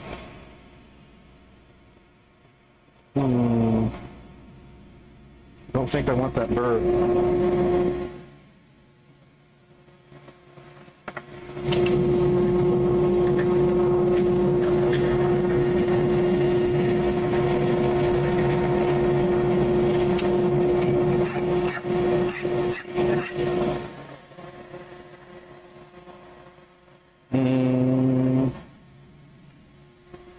I'm using a file.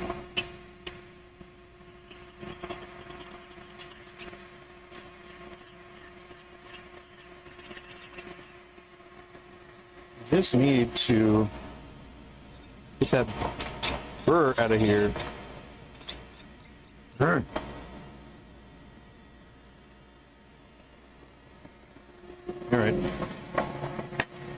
Gonna have to do something a little different here.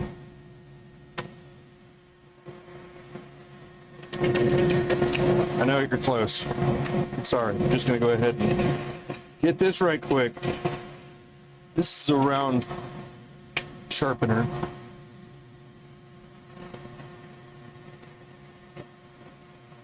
So I just grabbed it with my metal lathe.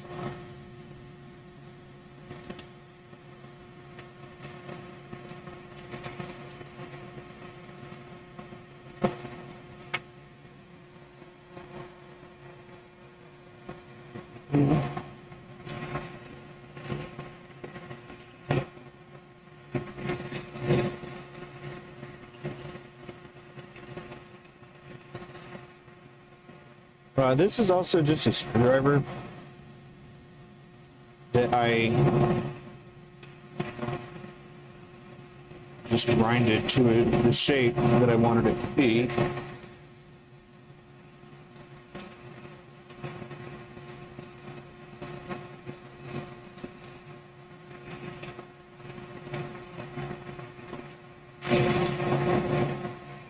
All right.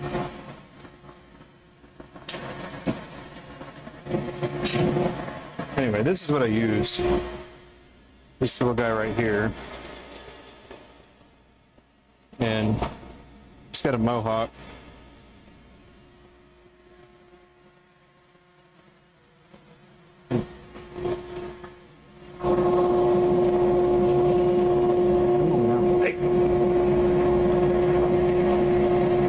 There, good enough.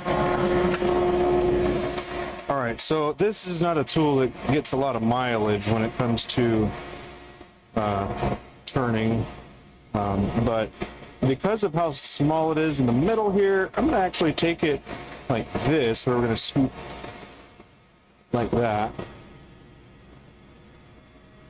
and hopefully it won't be like super deep.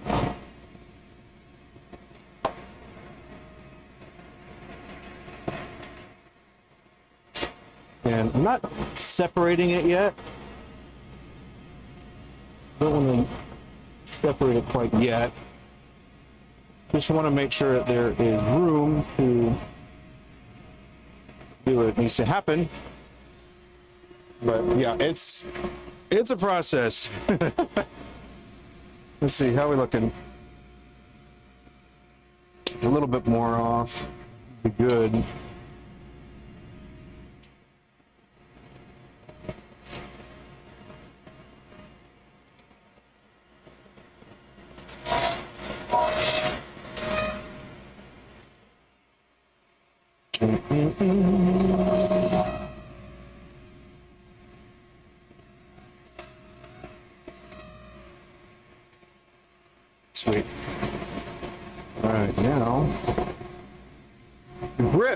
are going to be like baseball grip. Back her up just a little bit because I'll need to reach out a bit more because this tool rest is too short.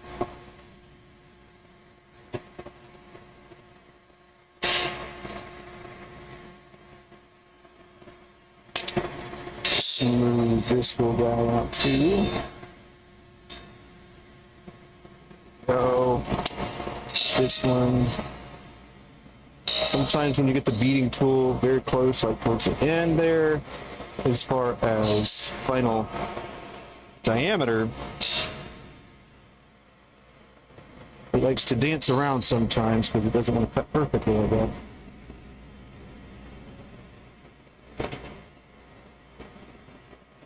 These are going to be very small rips there. Have to switch side to side, y'all. Not like a bicycle. Ah!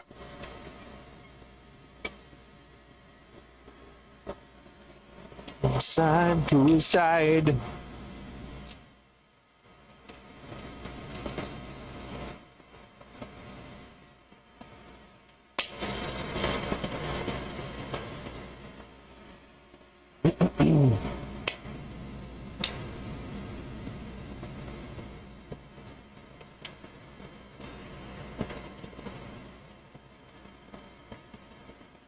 Alrighty.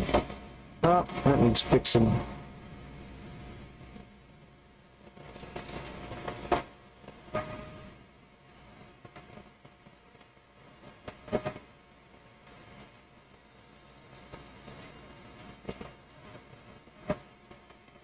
Alright, hopping to the other side. Take it on the other side. Took the tool rest to the other side.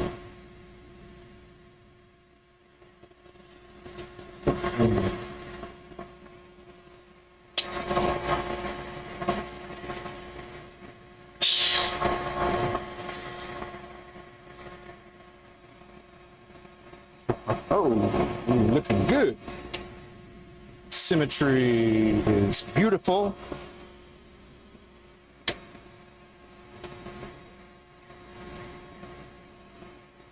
And for this, it's going to end up being a little chitter-chattery, is what we call it. It'll be a little chattery, but yeah. So the rings still in place, right? What a terrible way of doing this. I should not have. I probably shouldn't have done this particular one, but I did. So here we are. Now it's going to go over to Abby. She's going to sand the rings. She doesn't know it yet, but there it is. And then in the meantime, I'm going to go with turn this right quick.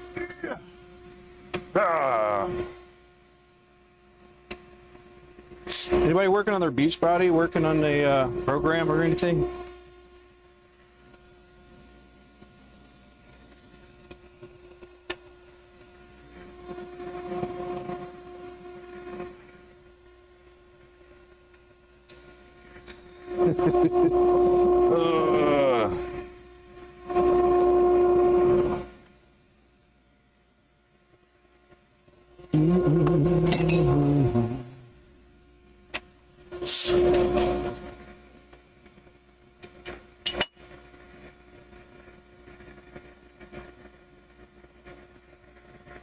There we go.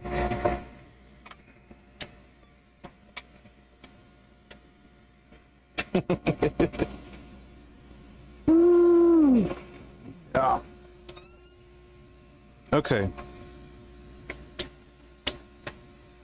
This is the second to last one. So once I get this one knocked out, then I'll have the other one back that I can just part the rings off. And then I've got some other things that I wanted to work on. All right. Let's see. find center, then move out, and then move out again.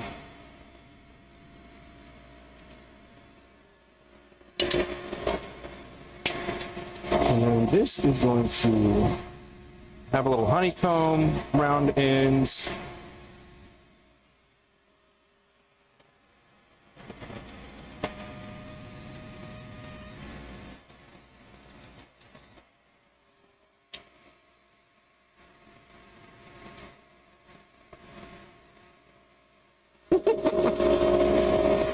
Oh man.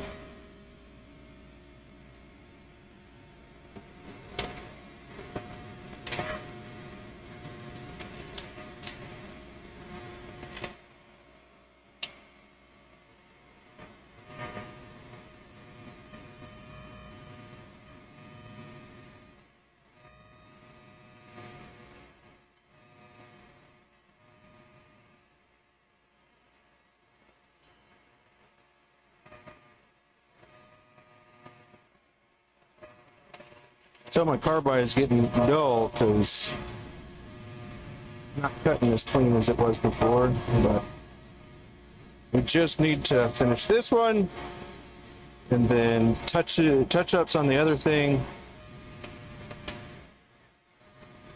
and then we'll see where.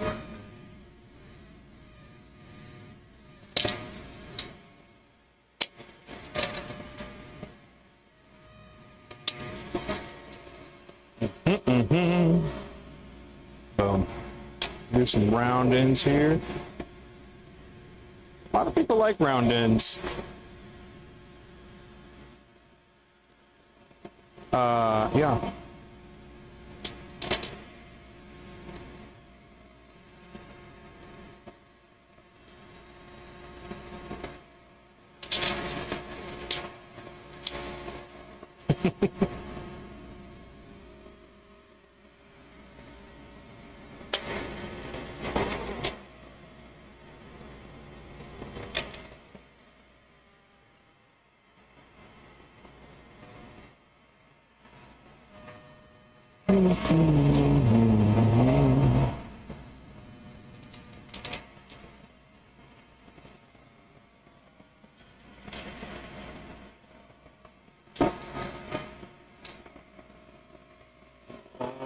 Okay, need to adjust this side just a little bit here.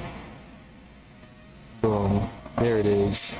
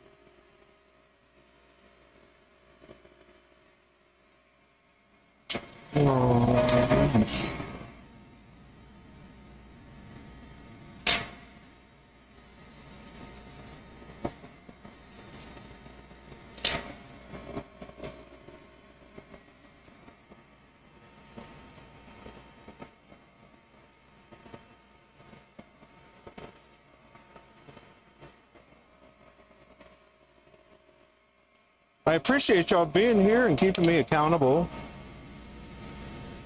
You might not realize it, but, you know, I got somebody that's making sure I'm doing what I got to do. That's one of the ways that I think of streaming is y'all are there to make sure I'm doing my work. So I appreciate it.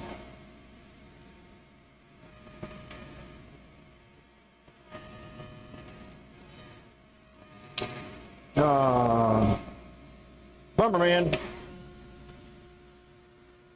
See these foil things? That's kind of why I'm like, oh dang, did I mess up for the other rings? Hopefully it will be fine. Ooh, be a bummer. Let's see how we're looking. Get that. Still need to get that chip out. Come on now.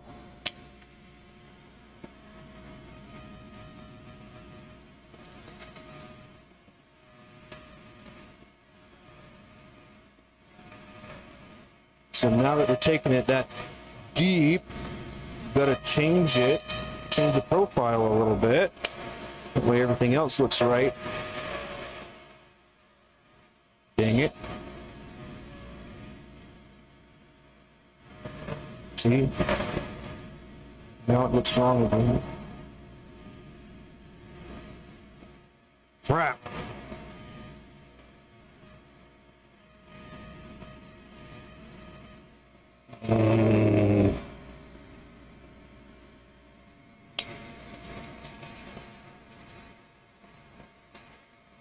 Round that, round that.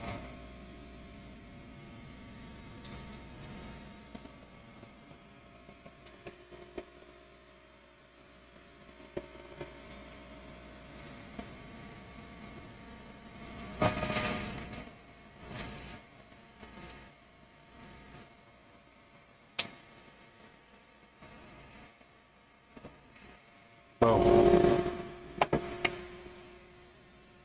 There we go. Now what's going to happen is the grip is this size, and the midsection here that rests on your hand is going to be able to go just a little bit further, so you'll have a bigger tilt on the pin. So like if it's in there and this part is narrower, it'll be able to sit further back.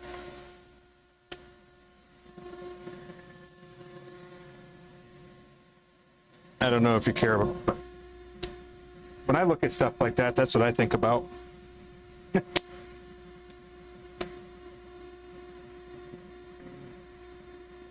Oh, she's done with it. She's done with it. All right, let's see what we can do.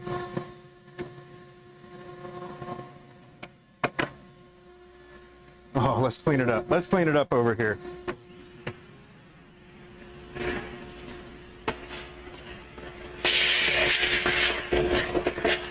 Yes. Get it a little cleaner, you know? It's so dirty. I'm gonna clean the tool wrench as well.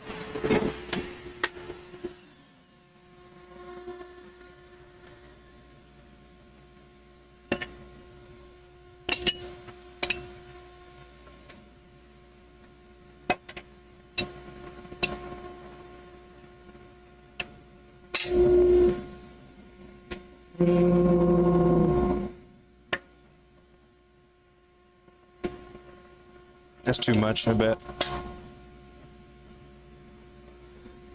No, that's good.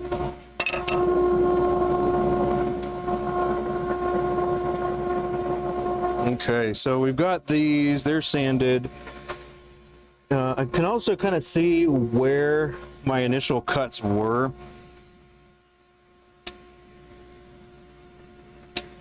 So the goal is to basically take them the rest of the way off. I've got a different tool that I use for that. Sorry, I bumped the cam. But yeah, we've got a couple tools that I like to use for this particular thing. So we've got this one that you've already seen. And then this is another one that I made. And the purpose of it is to come in here and then be able to take it the rest of the way. But we did bend a bit. So,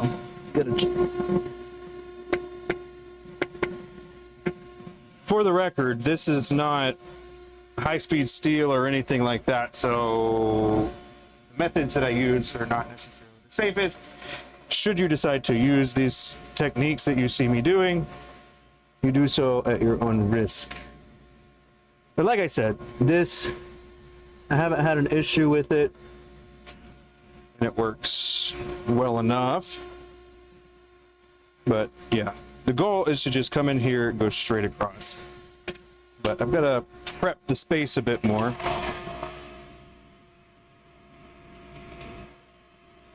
That way I can go straight across.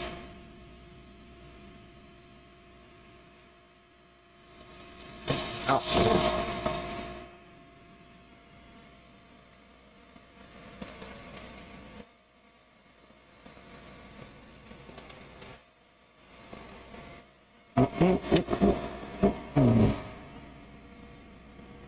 You gotta get it in there.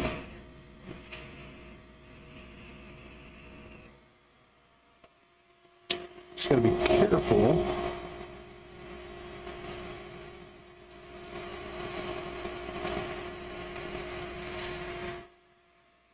Nice. All right.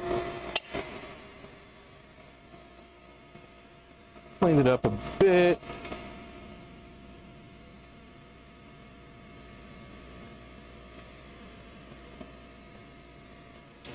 So you can see it under as well. I'm going to try to go perfect.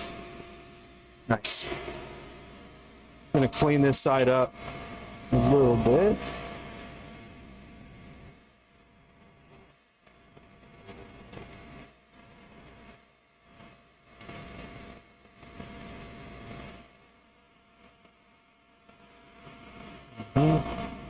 Boom. And then again, see it is side.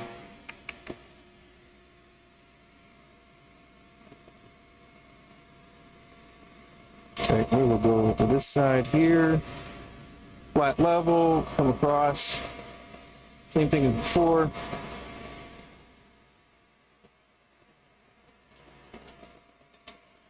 Right.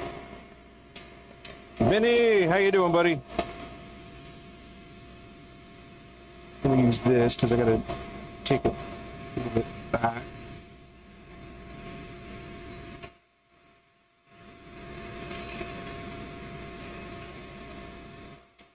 Good to see you, man. Just working on a double captive ring, hoping that it won't break here at the finish line. I still have to take care of the mid here. Make sure that you don't actually hit the ring. Yes, sir. Good as can be, man. Trying to keep cool. That's why they get tired, you know.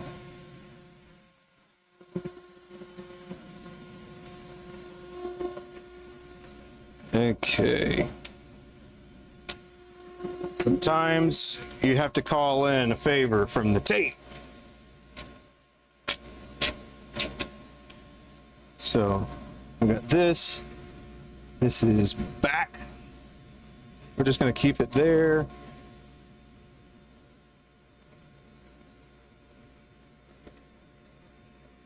Okay. And then this.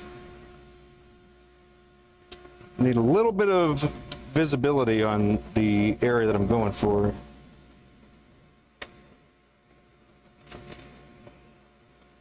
But yeah, have you made any captive rings before, man?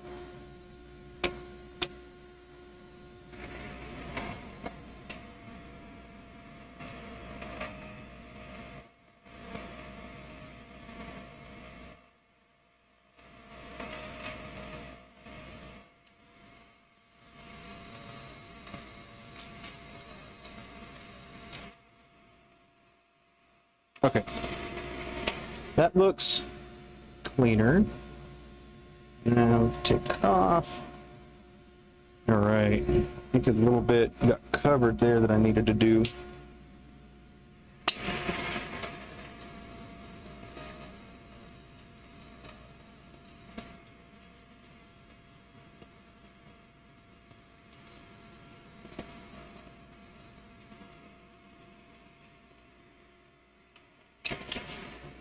You broke a few? Just got to keep getting them reps in, you know?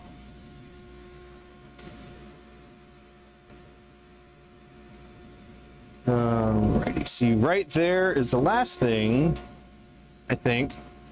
We'll reposition and then see.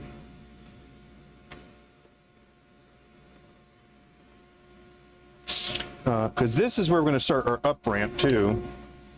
We don't want that to go down anymore, other than to level it out.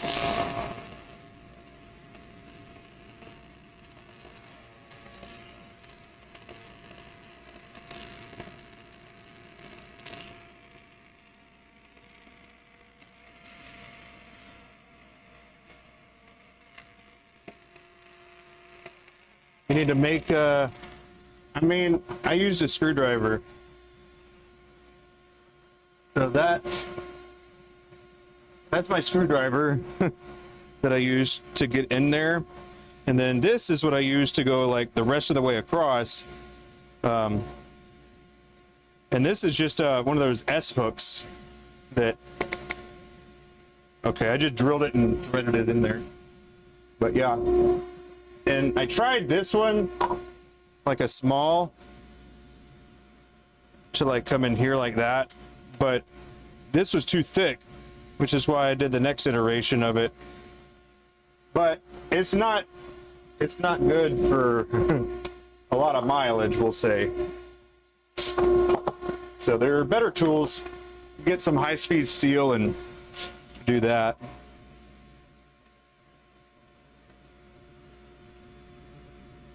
Okay, checking out this side here. That's good. There's a bump there, right? I'm not crazy. I need to... I'll just let Abby do that, actually. But I will clean this side up, too.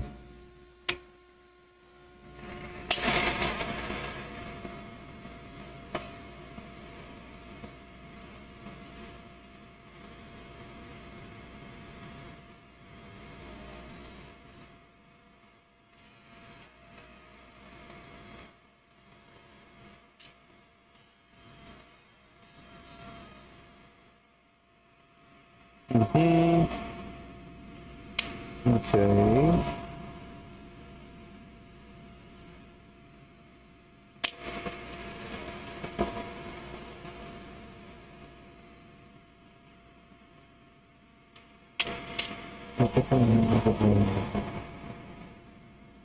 All right.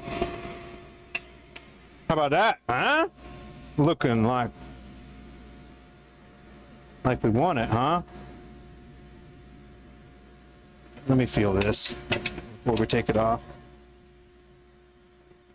So there. Good. I'm gonna keep everything else thick as I can, I think. Let's see, are we symmetrical? We're gonna have to sand a little under this ring, so that will make it so it goes a little further. It's not going to escape. Yeah.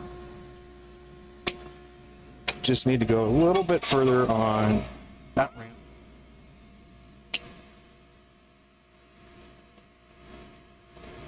Gently, and we'll go backwards. All right, now it's going to go back to Abby, and she is going to finish this up, and then we'll be able to share it completed. So far, looking pretty cool. Got double captive rings there. Getting it smoothed out will help it so the rings can go back and forth. But yes, at least that was my solution. I saw some like Benjamin Best tools that are kind of like that. It's like a sideways version of this, where like this comes up and then it's got a little hook. So I've seen that, but it's for much larger things that are probably made out of wood too. So just make it do what you wanted it to do, you know.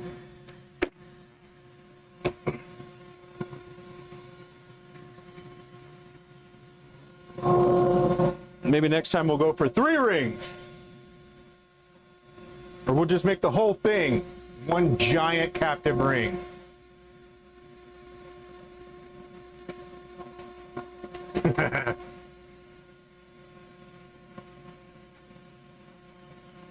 You know, that gives me an idea. Like, we could make pretty much the whole pin a captive ring using like the baseball ends, and then you just make the entire thing. Huh.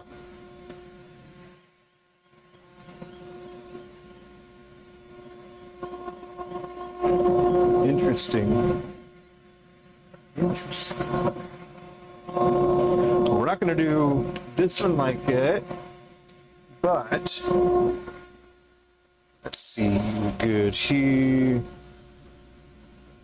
Yeah. 33.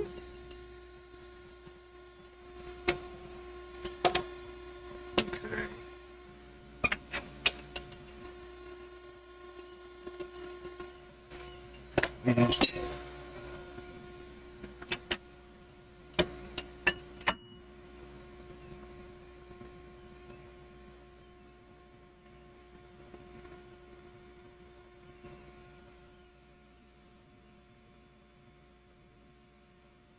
I think EasyWood Tools does have one that's they at least have a beading tool.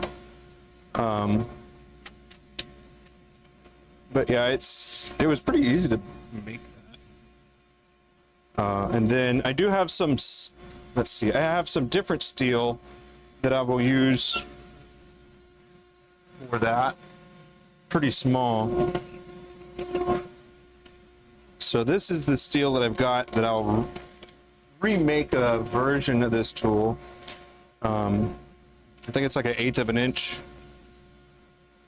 What did it say? But the thing about it is, you know, it's not high-speed steel, so it will dull a lot faster. And like, I mean, even the screwdriver that I use, it's alloy, so it's not even solid steel.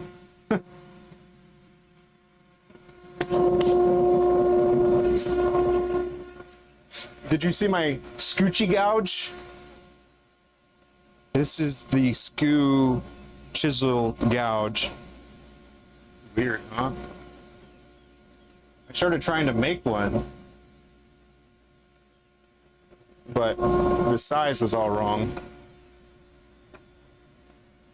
This is the one that I had started before, but it's not as drastic of an angle. But I just took a 5/8 skew and then grinded it. This was actually my other, the other one I was using for the rings, and so I redid it.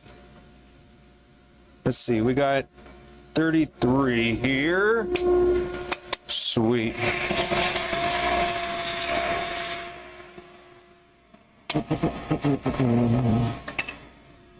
All right, 33 is multiple rings or beads.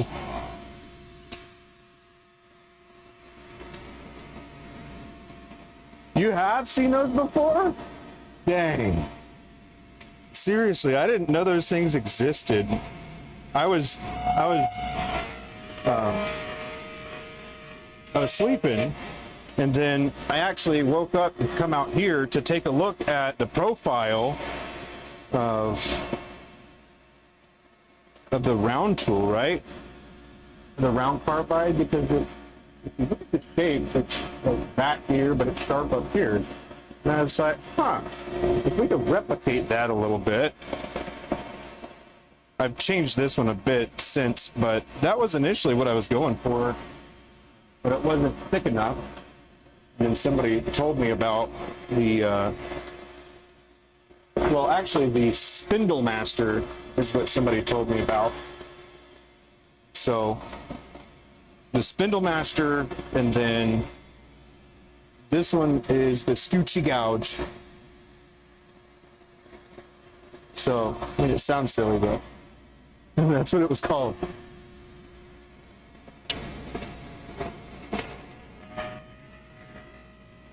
This is one of those shapes that likes to be complicated.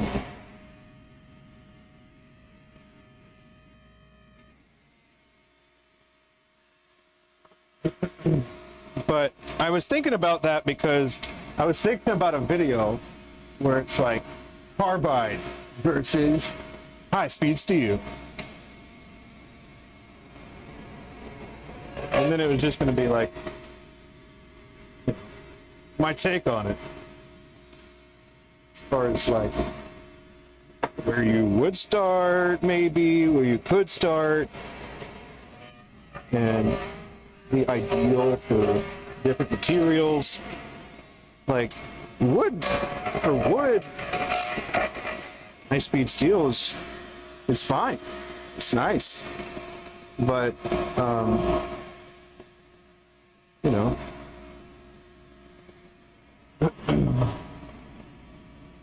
you saw another YouTube. Huh? That's interesting.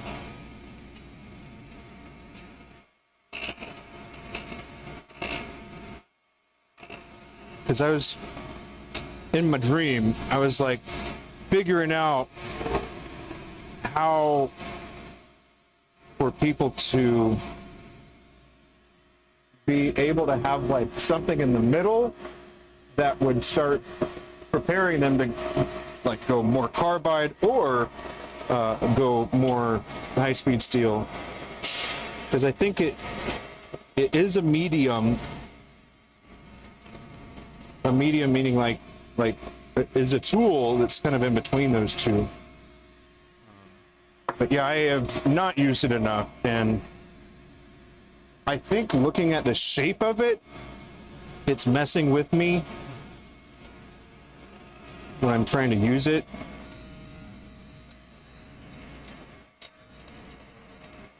But you can get pretty deep into some of these areas, which is pretty nice. And that's kind of the reason I like the round carbide, is because I can do most of the detailing I need without having to go back to the diamond. And I pretty much hardly ever use a square, but I've got it. Jim,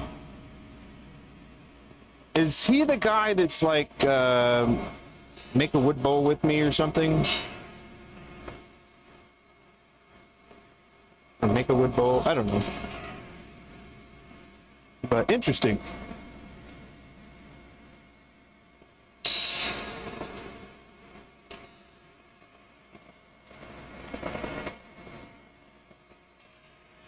That one that I showed is from Crown, which is England company.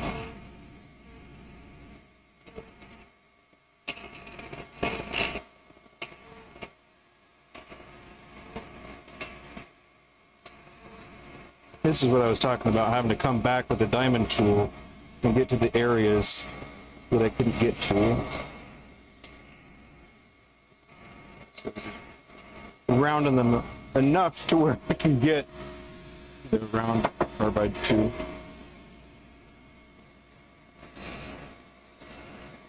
This would help a little bit.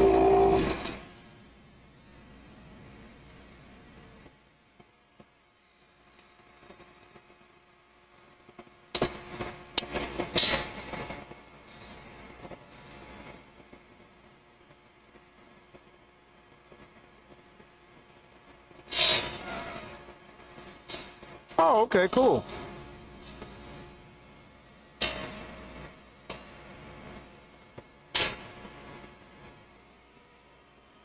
Let's see, his inlaid rim, huh? Huh. I have to sneak a peek at that. Sounds neat.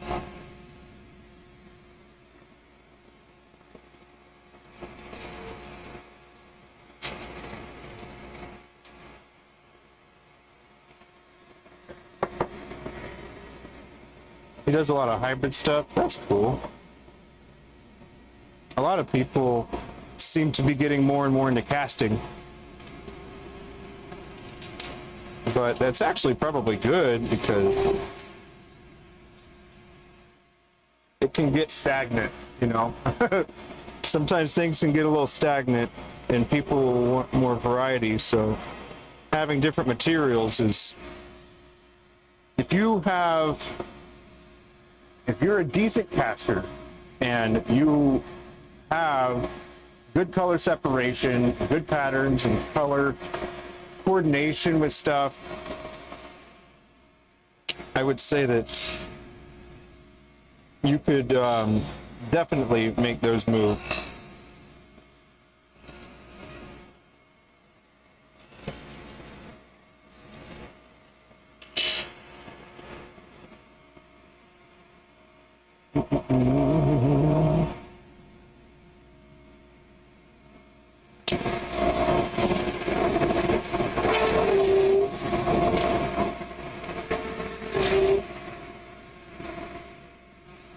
But I mean, as with anything, you're going to have to take the time to learn how to do it if you don't know already.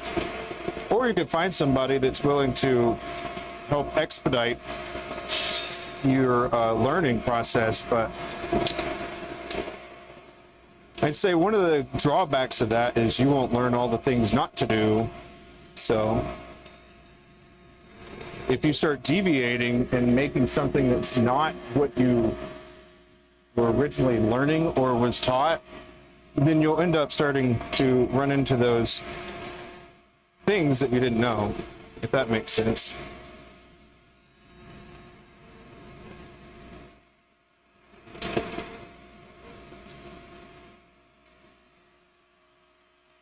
But it probably will give you a better understanding. So thinking about it as like a tool type of thing. If I was taught how to use carbide, and later on I just wanted to use high-speed steel, and then I just start using it, I'm going to make a lot of mistakes because it's not carbide, what I was taught to use.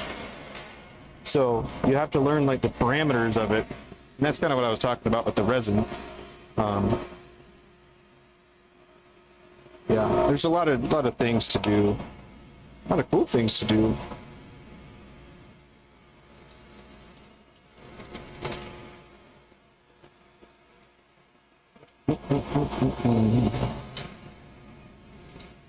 But I use the blanks that Abby makes.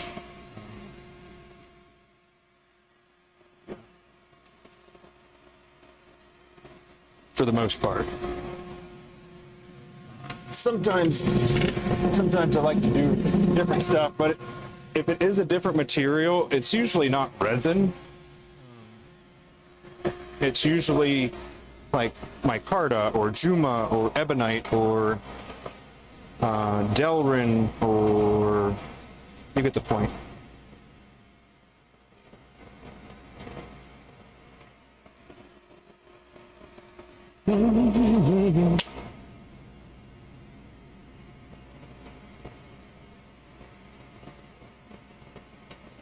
Sorry, I have to clear the dust collection, and that's the view you get.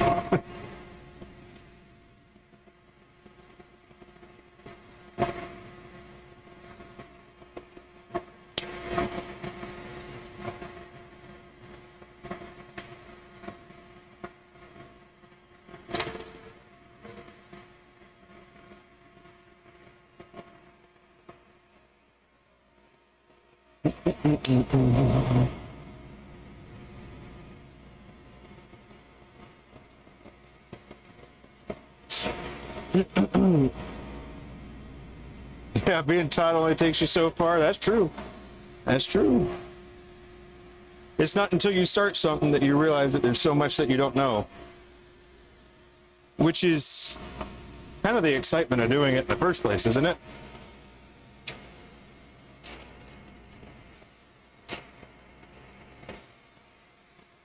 At least that's one of the things I like about it. You don't really know what's going to happen. You have a hope of what's going to happen, but it didn't always happen that way. Okay. Pretty good, pretty good. Boom. I will say, on the other hand, if I was the one that taught you, I still turn, and I still learn, and I hang out with different people, and I try different things, and I have different projects that pretty much all relate to pins, like specifically pins.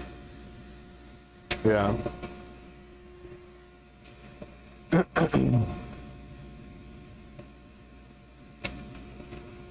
It's not a chip out, so we're good.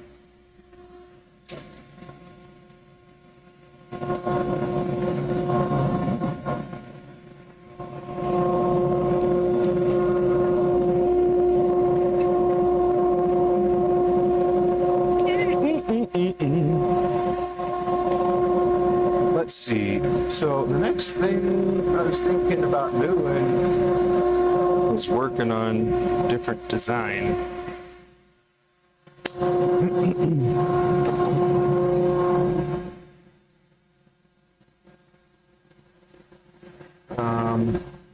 Let's see.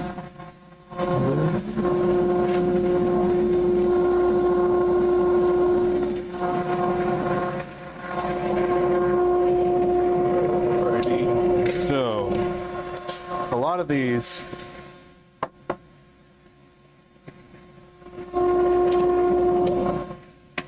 I've got to go through some of these. I could turn off Morty though, make it a little nicer.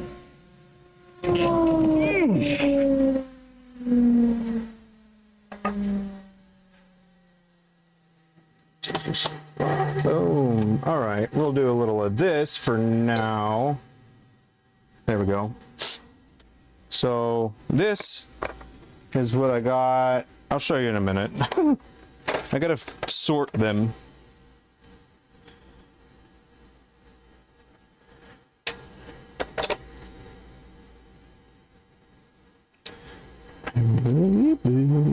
Oh, that one cracked. When you try different stuff, sometimes it just doesn't want to work.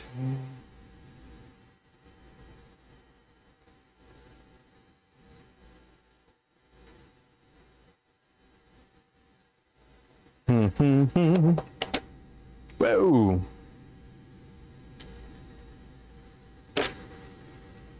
Let's see. Yeah.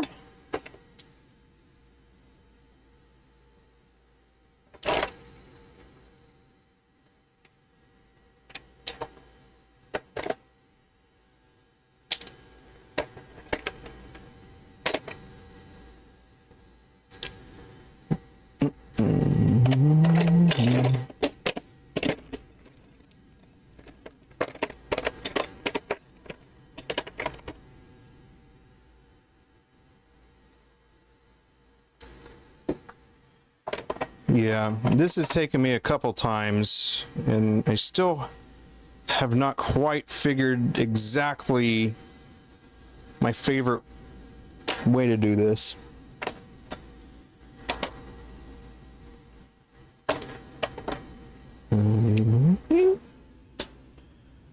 Yeah. Right on. Take care. Nice seeing you again, man. Have a good day.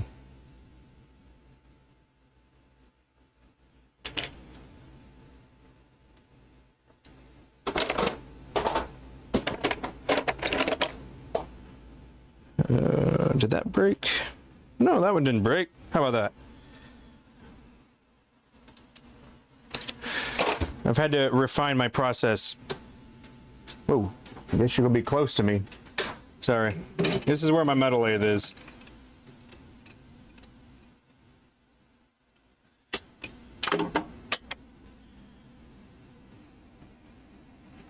Pretty good, pretty good. We will just roll with that. All right. Oh, actually, heck yeah. Let's do that. I'm gonna make this into that. Yep. Sorry, we're close. My metal lathe is here.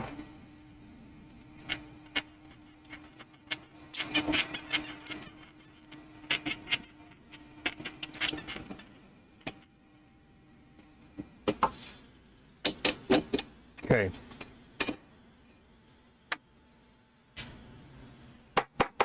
Okay, now I gotta see if this will even work. Oh. Y'all wanna see the captive ring pin? It's ready now. Order up.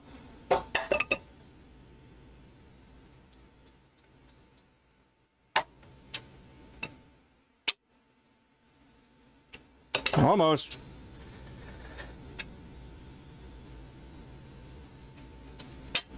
Oh my goodness. I need to mark this or something. There. Alrighty.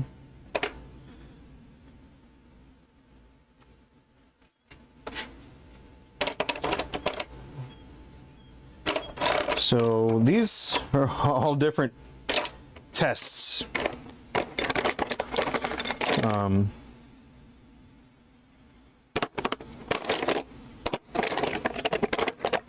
here. There we go. Yeah, all these were, you know, variety of tests and stuff. Actually, that was done. But yeah, so these are other holders of sorts.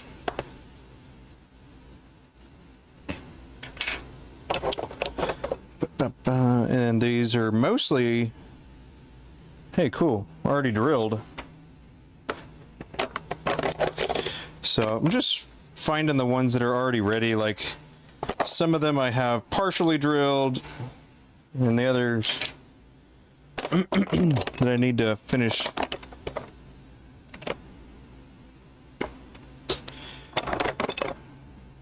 That is not ready.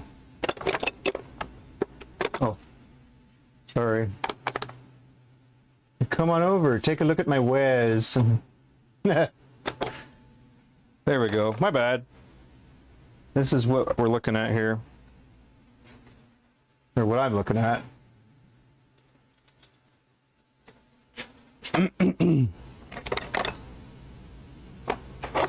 This one's a little long.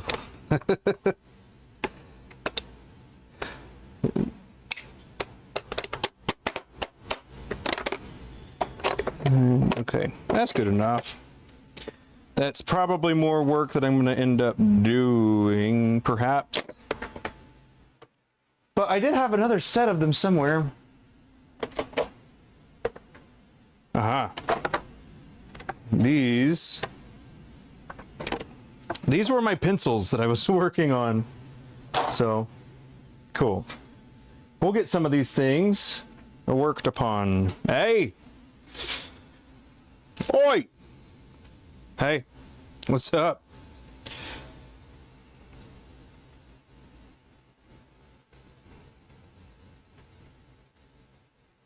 That'll be good. This one needs something else.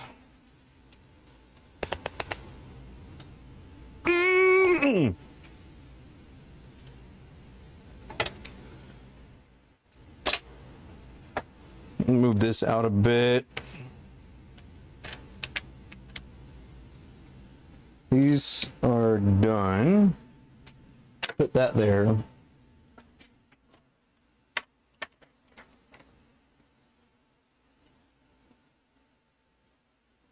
Why are you there? You should be there. Boom.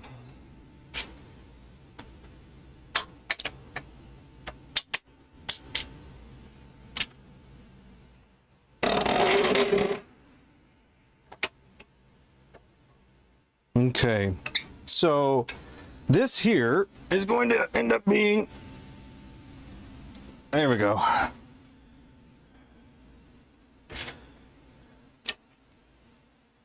Okay, there. Okay, so you can kind of see what this is going to be, right? We're going to rotate our carbide right quick. So I gotta sharpen my tool, man. So there. Almost sharpened, and there we go. Got her sharpened. At least for a little bit. Alrighty, so yeah. I'm going to slow it down a bit. I don't want to go that fast. Let's see. Did y'all want to see the captive ring? Sorry. I asked and then went on. Here it is. The double captive ring. So it's got a lot of movement there. And it'll get cleaned out and stuff. So somebody's going to really enjoy using that.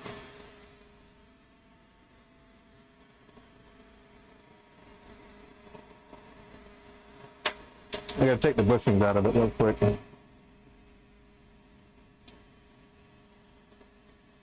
There we go.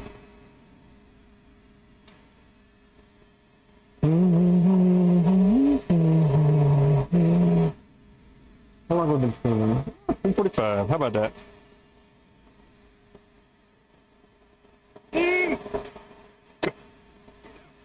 There we go.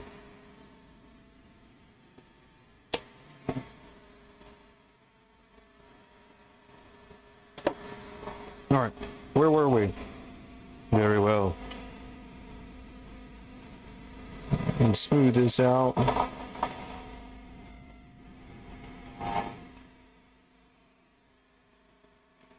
Morty!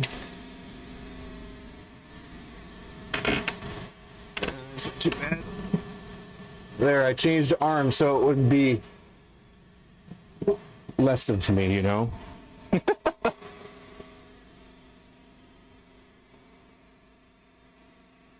Morty! Thank you!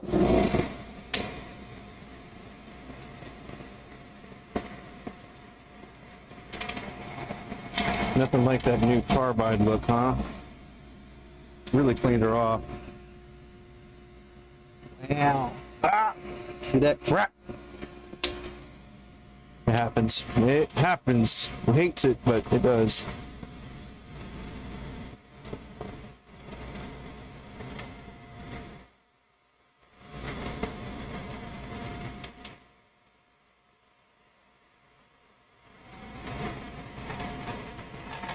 Just light cuts, light passes. Because eventually, uh-huh.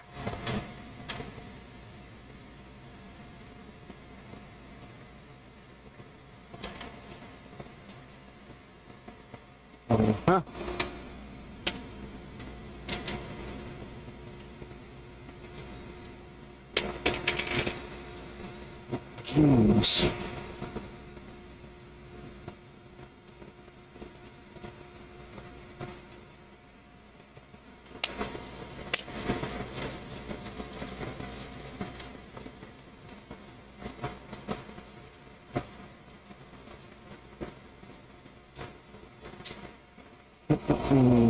Okay.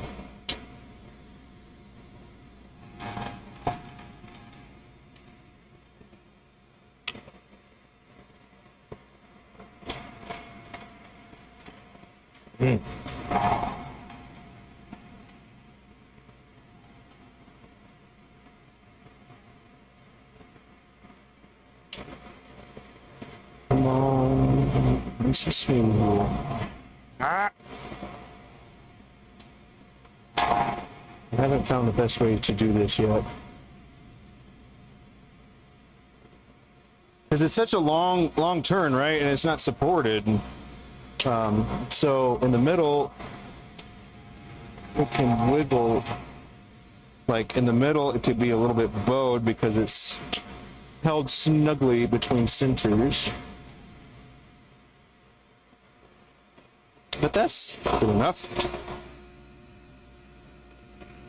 See that? Maybe not, but it's a glitter chip out. One of the drawbacks, I suppose, of glitter. But there we go. Nice and easy there. Right.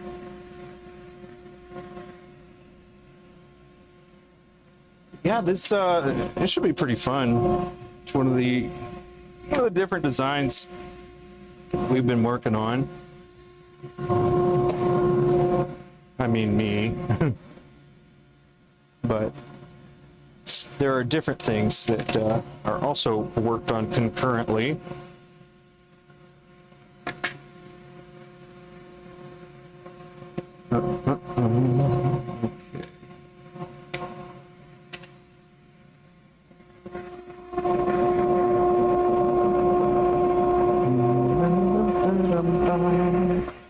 Okay, so this is yet again something else. Let me see if I have any others that I need to do first. Because I have a different way I'm going to do those. It makes it a little easier.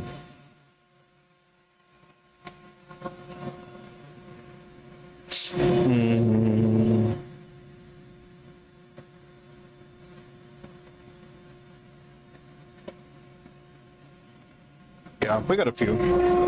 We've got a few that we got to do.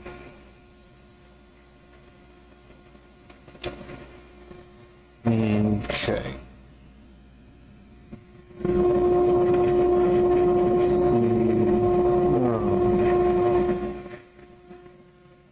All right, I'm going to use my other lathe here to trim off, make it flat.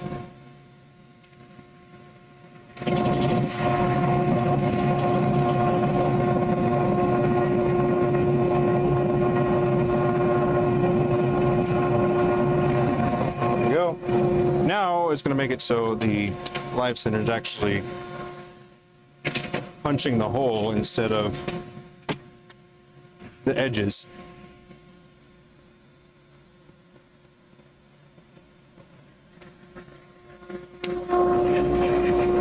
But this is a mandrel that I made.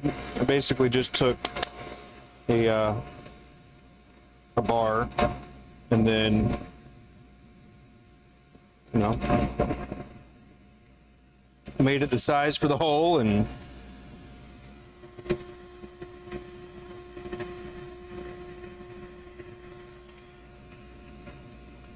right.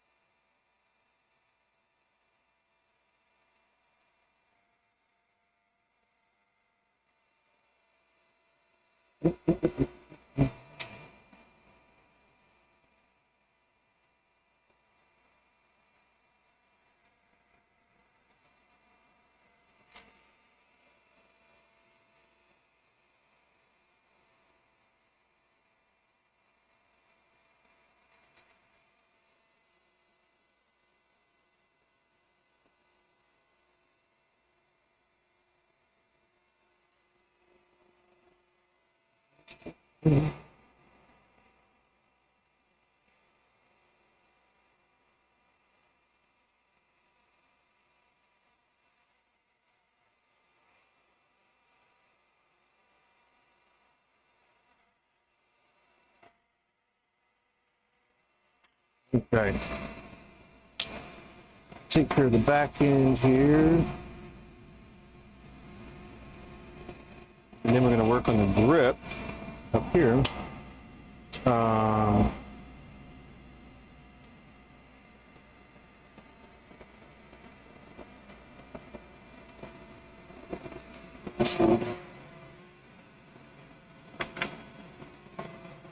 This one?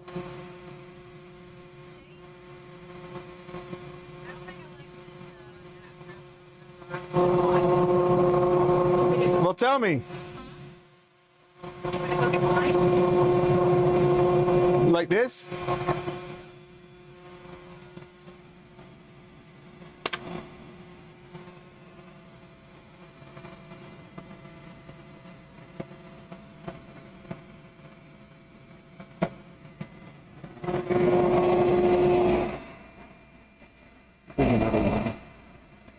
different profile. Obviously, quite a bit longer too.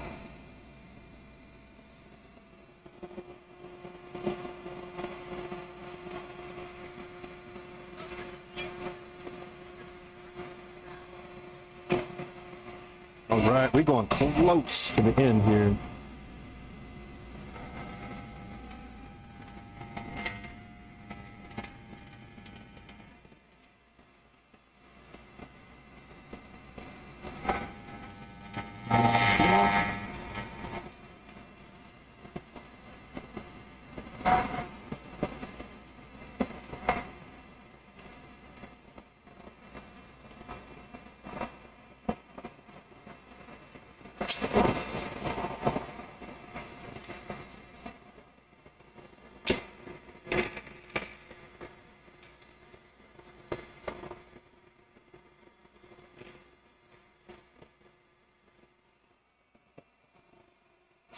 All right, that is about the shape.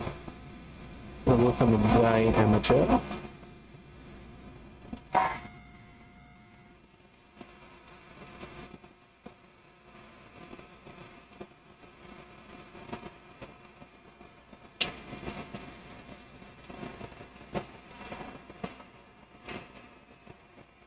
Let's see. Okay, I gotta take a look at the back end of this. Let's see how. Good switch, actually.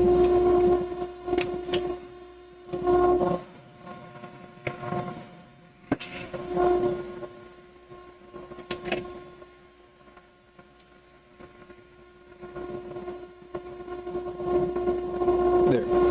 That makes it a little easier to see. So be careful doing this here because this back end is already set to a certain, I've got a recess in there already. So I just need to make sure that I don't make it either too small, have a little bit of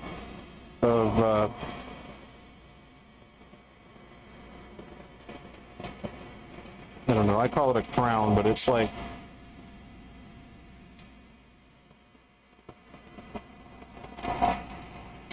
it's like an elevated spot.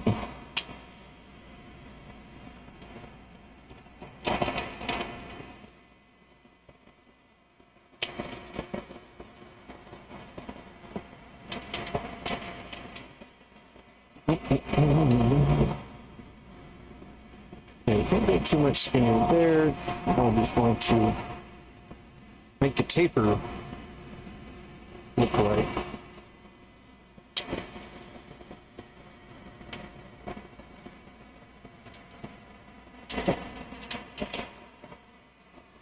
There we go.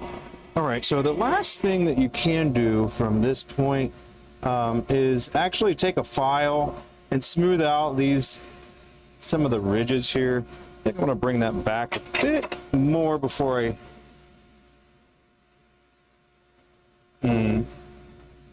like that.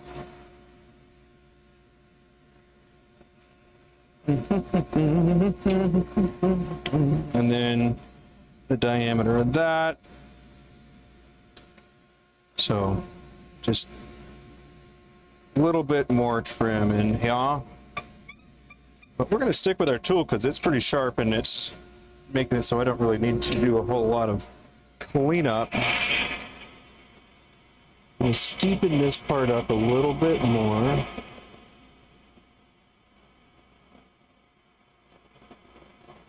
Back. Okay. Once we're close to the final diameter like we are here, I like to start back here. That way I don't have to make that fit a taper from that end to the other end. Sometimes you can take a little too much and then that will mess it up. Kind of like that. A nice long drawn out taper here.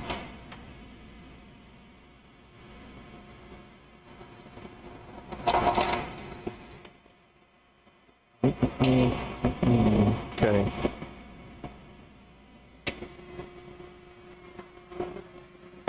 say.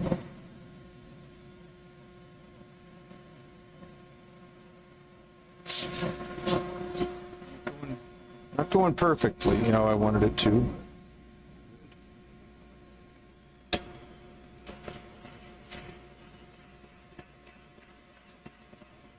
So this is supposed to be turned smooth, and this is like a lower part.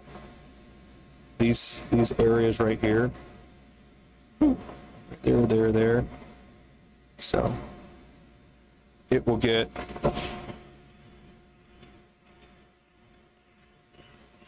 smoothed out a bit.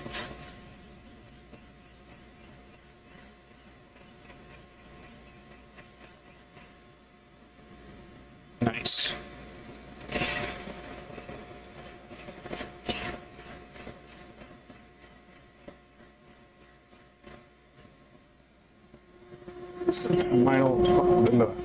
Some final smoothing out areas, I reckon. And this will give her some ability to adjust the shape should she go for that.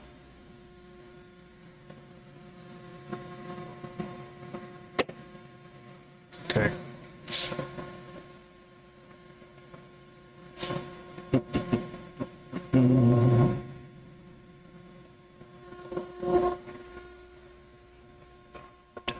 Let's see.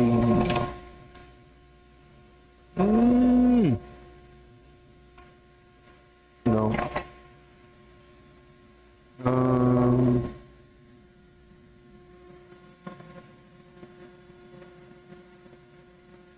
Okay, that's fine.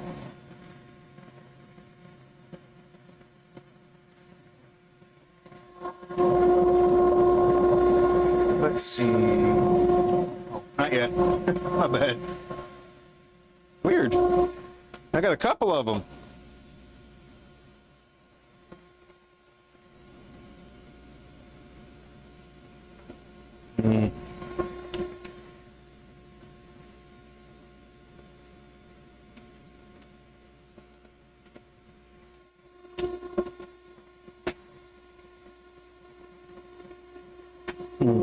All right, gotta hop on the metal lathe again, trim this back a bit, and it doesn't have to be perfect because it's about to get turned again.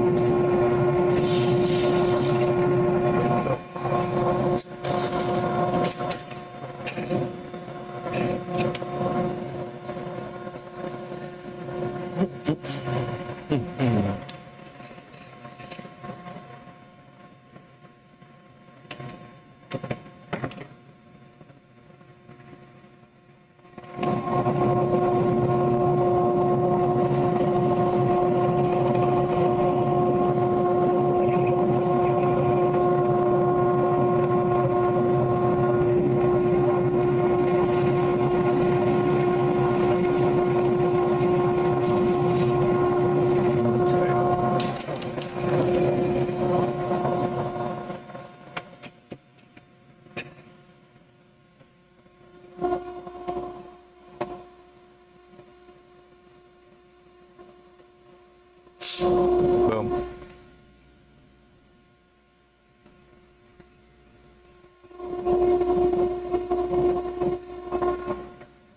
Whoa! Everybody's gone! It's all right. Not everybody. Everybody, right? They're just circling back. Dropping some good stuff.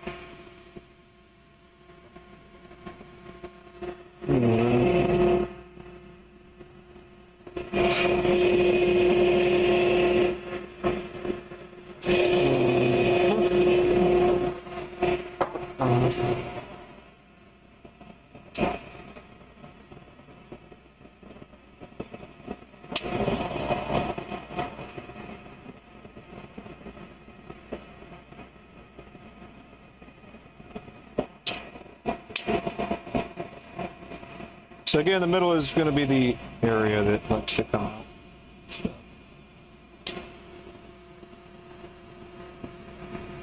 So,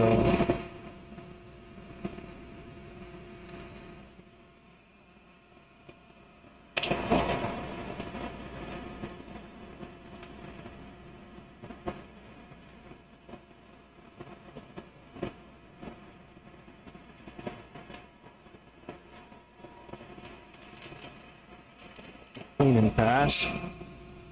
Go for another one here.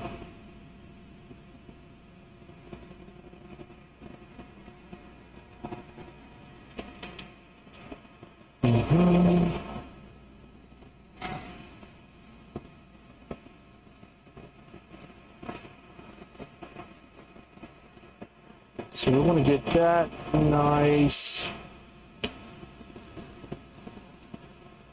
This flat.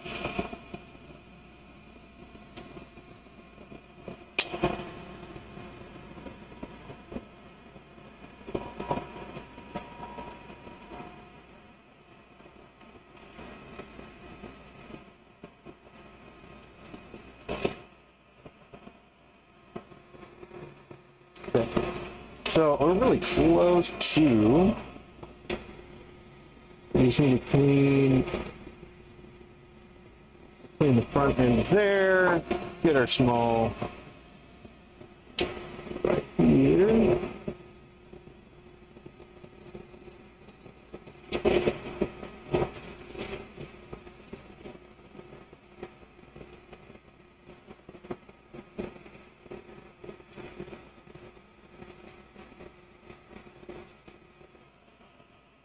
Oh yeah.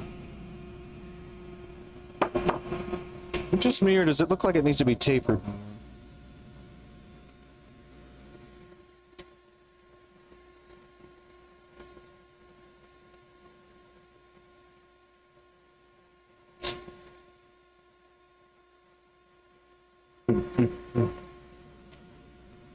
Okay. Well, by that.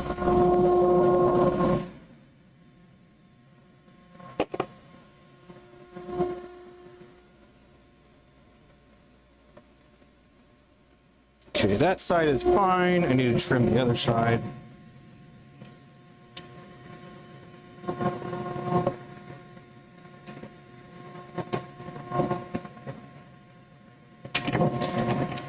Whoop. Sorry about that.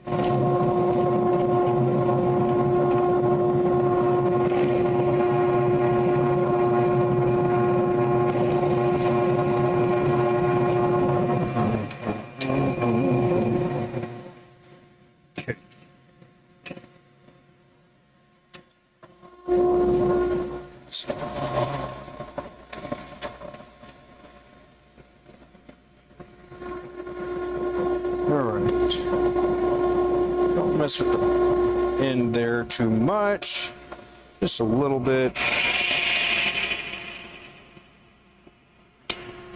One of the things that's a bummer about this in particular is that it's a little bit of a long bar, so it makes it not run as stable.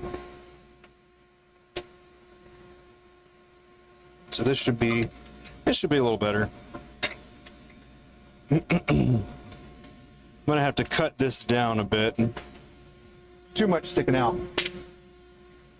This will hold it more stable.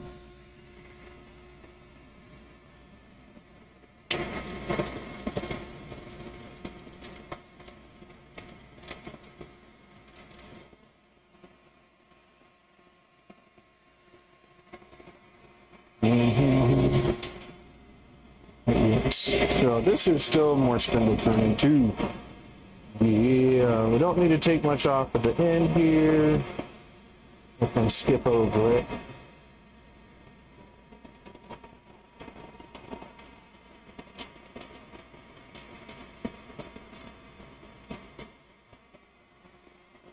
Okay.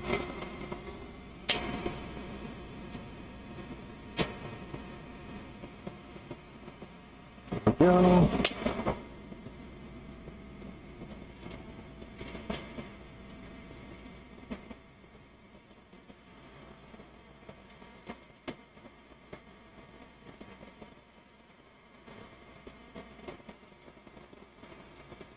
knock the corner off.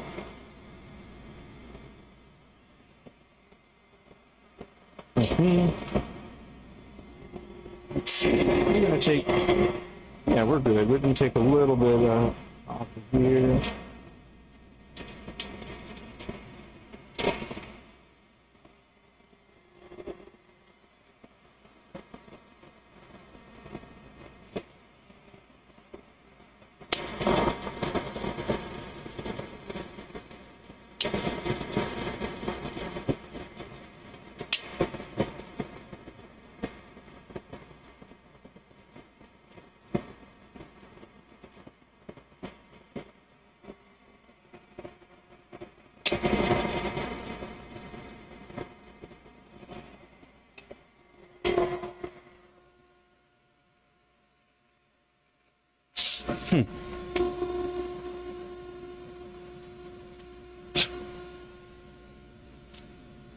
Boom.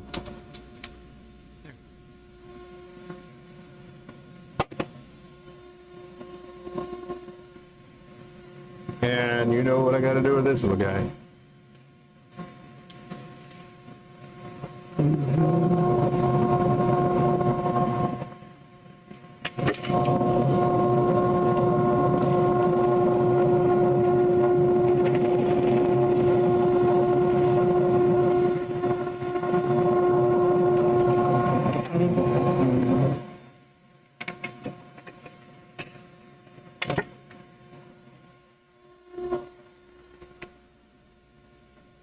By the way, over there is where my metal lathe is. I don't want to reposition all the cameras, just so I can trim some of these surfaces here.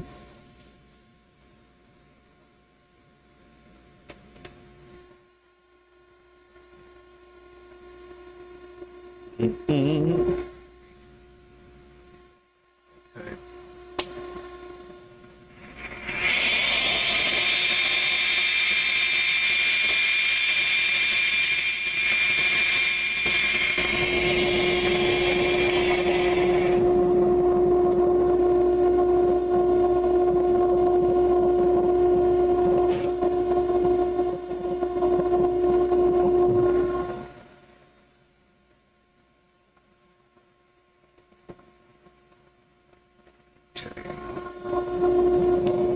Oh. No, I don't need to. Good.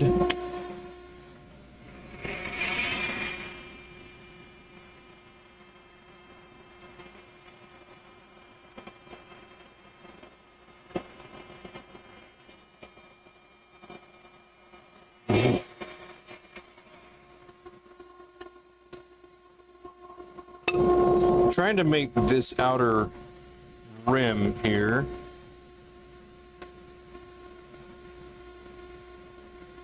the diameter I want it to be. And we are actually right there.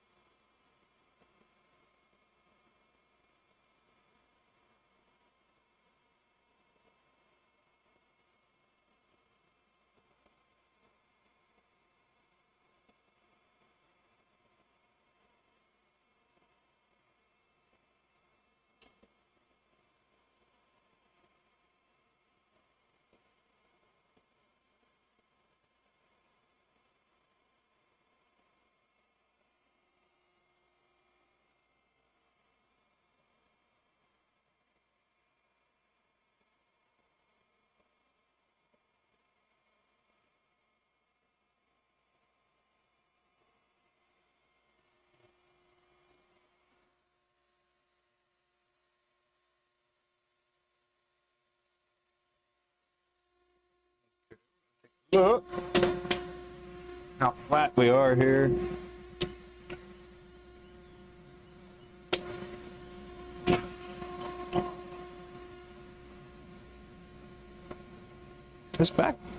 This end feels pretty good.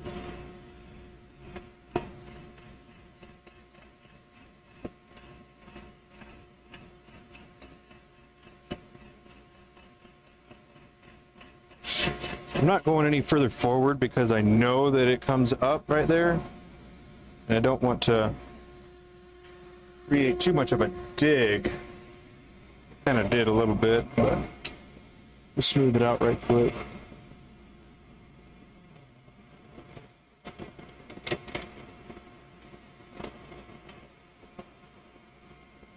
Very nice, very nice.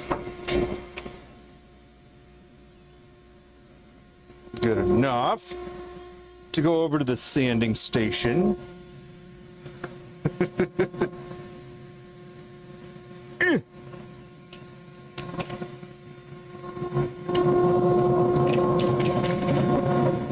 Nope. Just using the jaws to pull out the mandrel.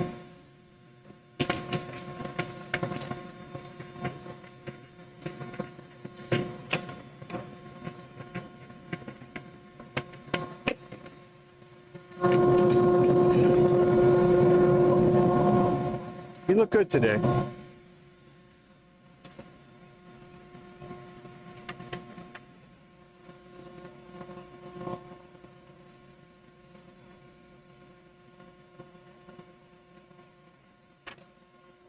Nice to see you.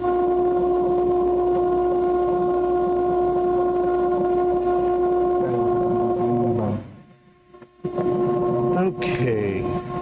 I mean, we did those that way.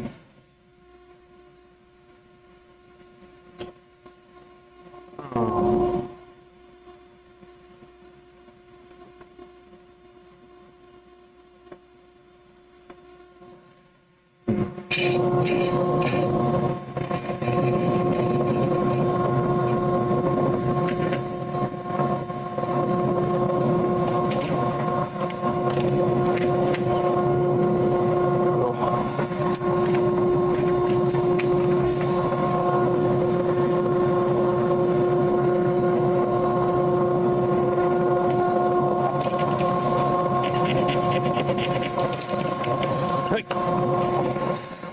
Oops.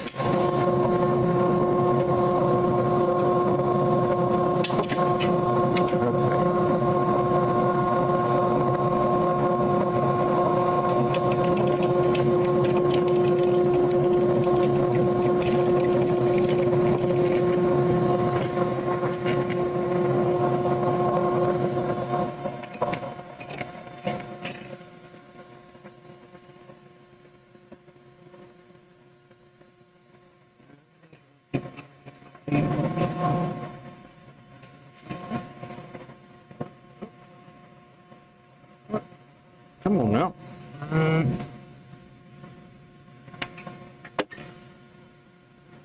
Never mind. Shopify.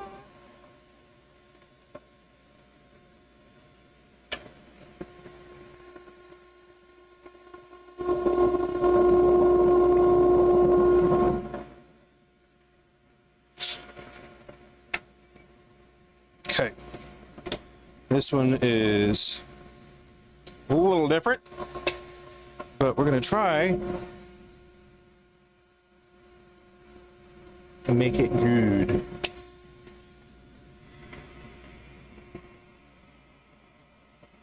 Okay.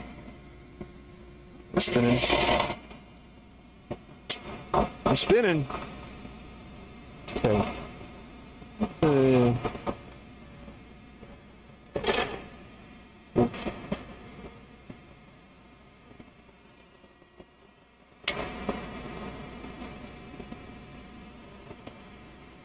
So this is going to go from there to there. And create that little dip down, have a flat end. Right?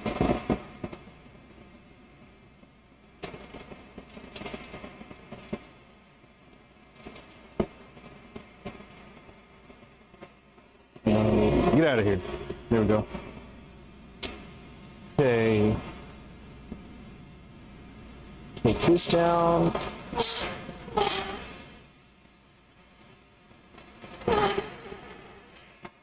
All right. Let's see. Need to trim the side a little bit over here.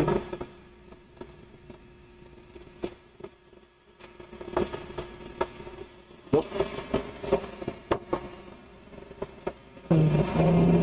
Well, that's kind of interesting, huh?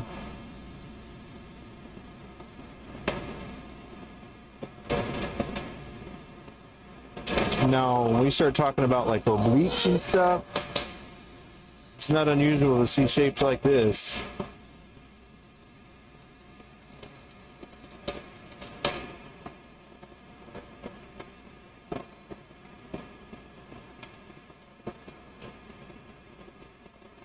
But we're going to keep taking it down until we like the ratio.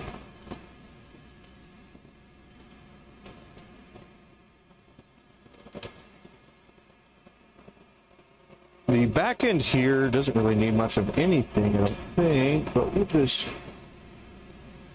do a little pass and see where we are.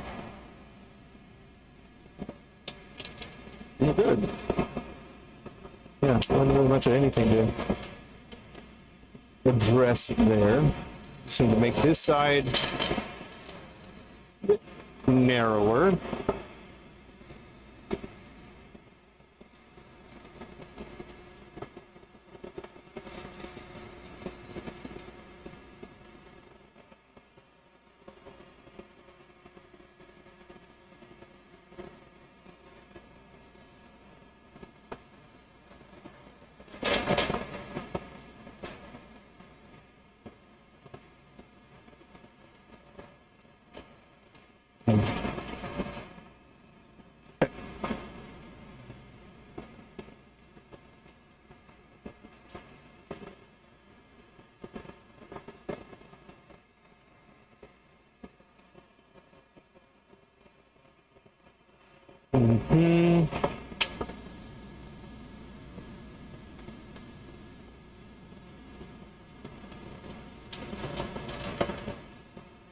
All right, I think that is good.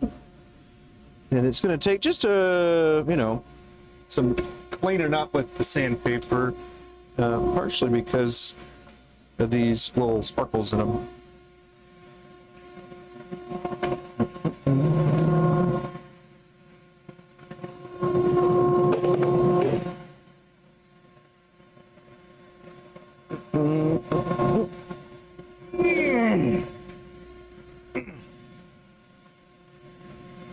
Yeah. Look at that. The mic's still holding on and everything. That's good, man.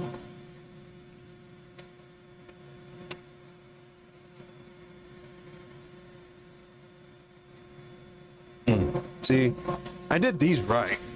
I didn't do the other ones as right. Kind of messed up the sequence.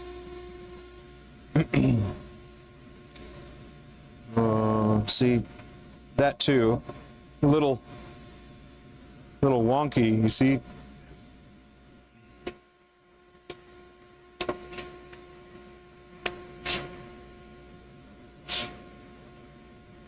So you got to make sure that you're not pushing too hard to make it super right around. It needs to be pretty flat. So to about right here. Yeah. Still right though.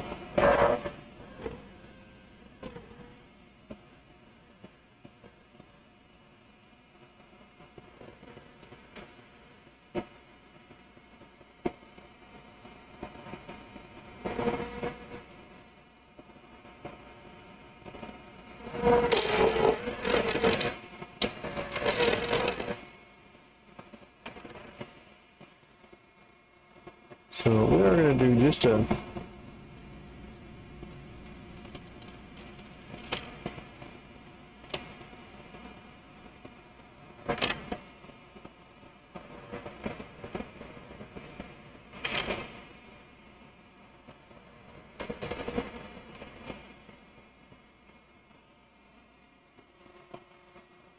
So again, one of the drawbacks of some of the glitter and sparkle when you're turning it, it likes to sometimes make the blank dance a little bit or skip.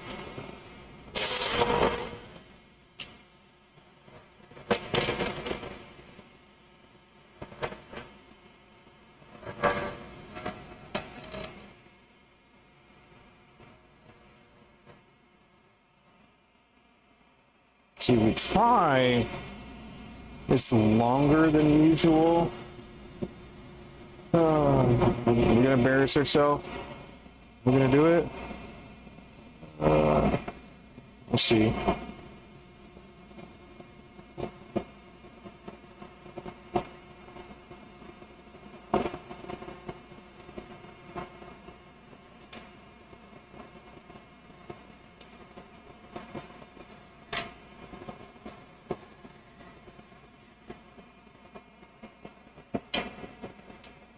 We are a little bit a ways from. See, this doesn't. It doesn't really help with the glitter. If anything, so probably just stop and then sand it the rest of the way. Woo! What are you doing?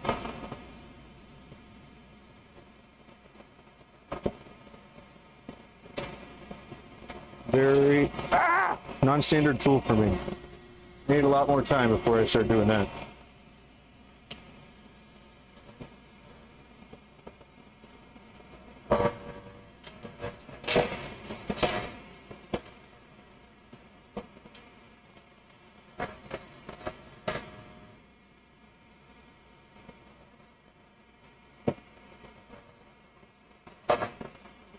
And that's why you can sand the rest of the way sometimes, and that's just what you should do.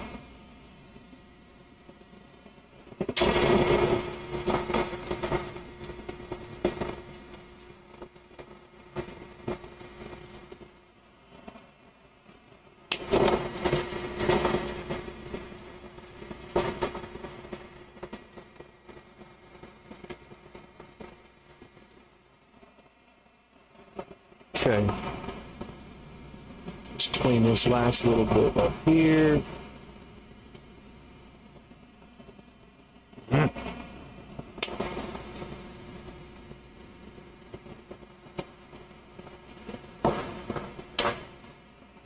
right, we're gonna drop the speed. Try to sand some of that stuff out.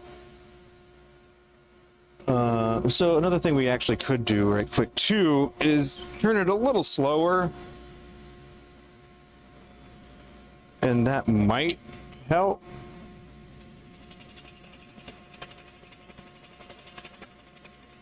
But I can't put a lot of pressure right there. Cause it to flex too much. Hey. You're right. Well.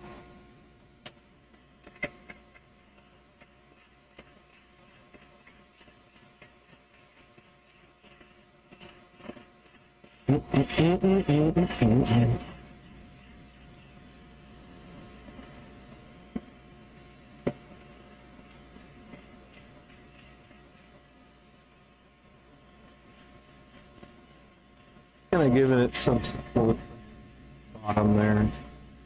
That's where it chipped. Where it chipped out. But I think we can still fix it. Worst case, we can't.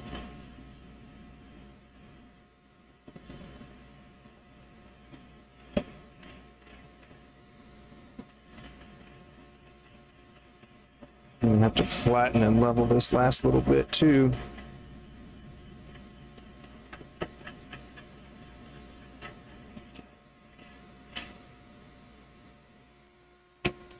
Let's see.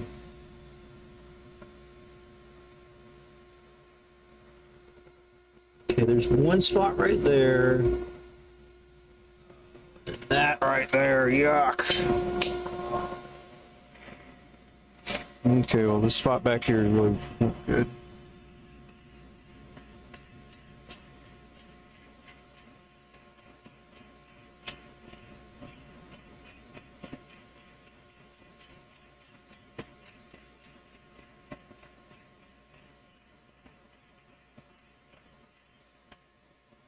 Oh, you can actually see it where that white line is. Maybe not. But that is where the chip out happened.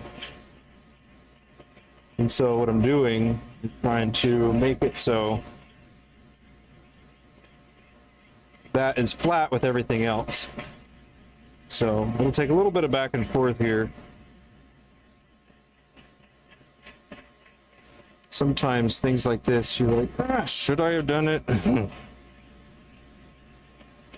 You'll sometimes end up spending more time trying to fix the problem than it would to start all over again, which kind of frustrating, but is what it is. But it also makes it so that's a lesson that's learned. So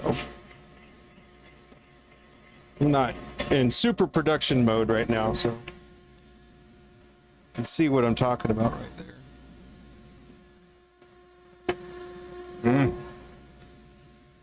So it's a little chip out right there.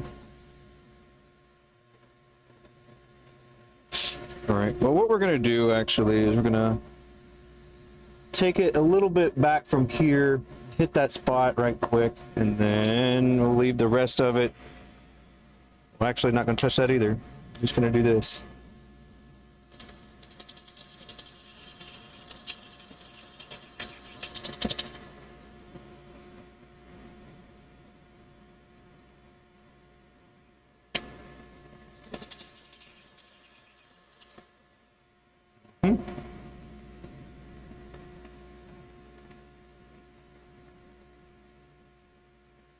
All right. Well, if it doesn't become anything, bummer. But it should. It should, right?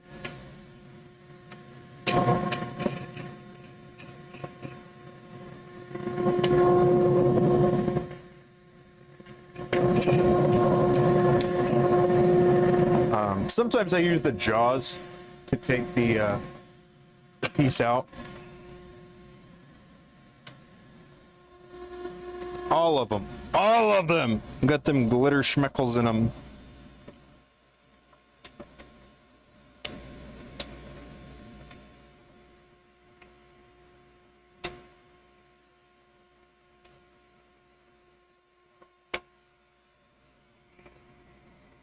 All right, let's get her turned up.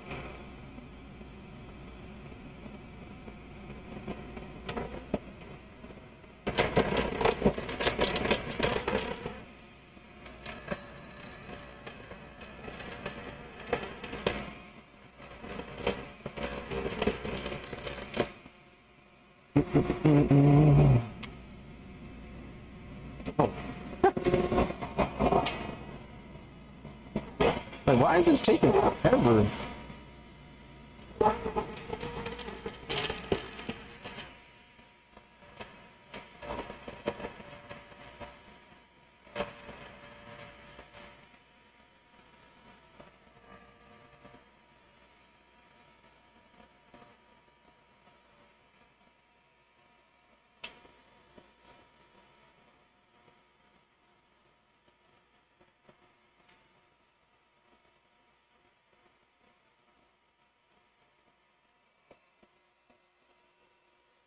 See, I like this shape, man. I like this shape. Somebody over there does. And so she's the marketing team. We want to make sure that she likes the people. So, but man, I like this.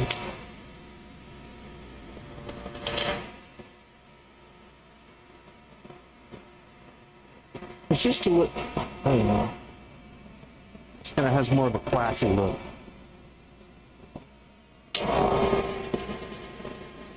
Let's see if we can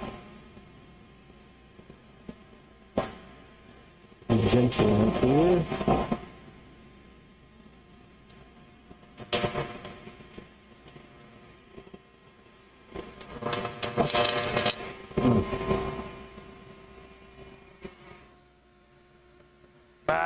See that? flat. Why? Damn it. Ah! That's part of why.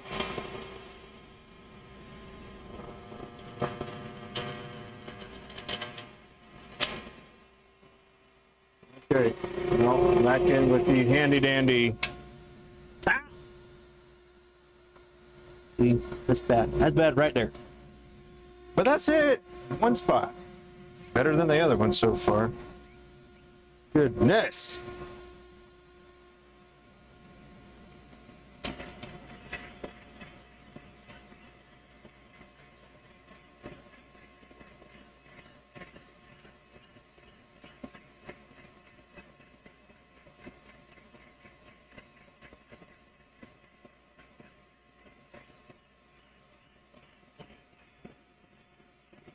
Too much on the back end there.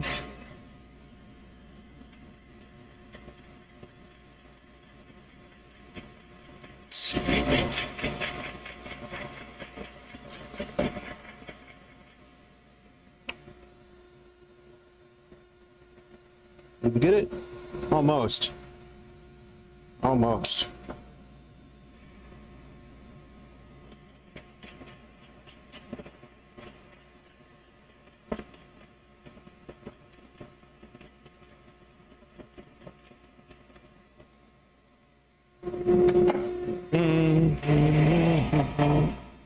Let's see, what's that grip like?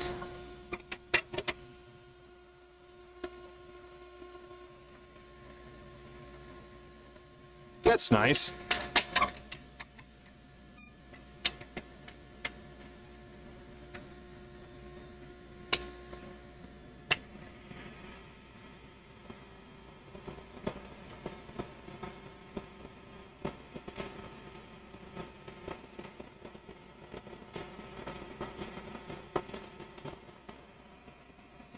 All right.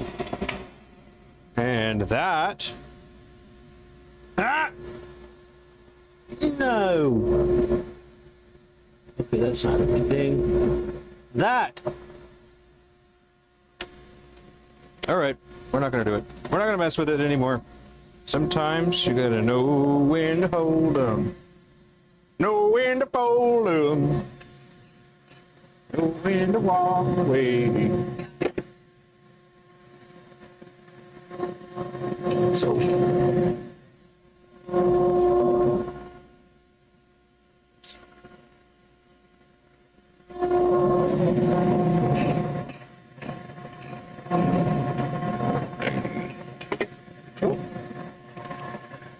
I'm going to trim this back a little bit.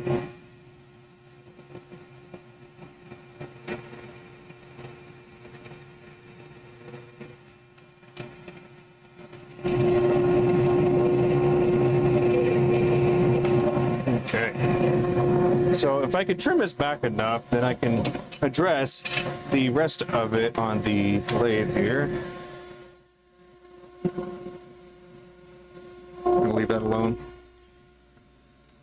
I'll leave that alone.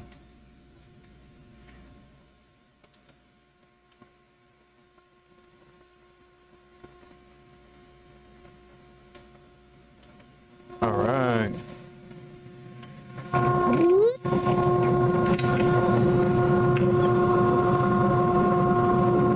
Working hard. Working hard. So I can hang out with you, you know?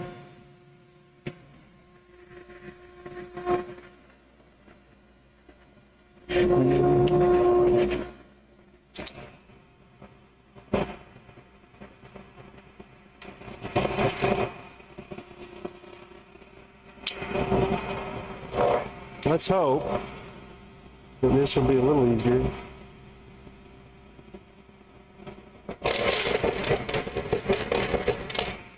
All right, make sure it doesn't like to be any easier. Wonderful.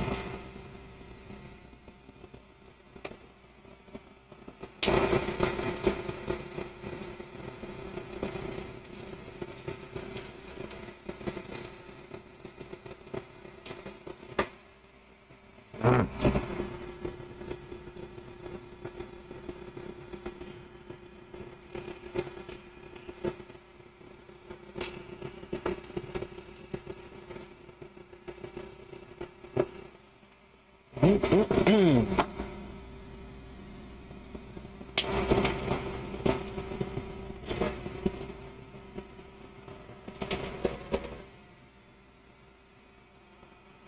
go too tight because it'll cause it to bow, but on the other hand, loose because then you'll be able to turn.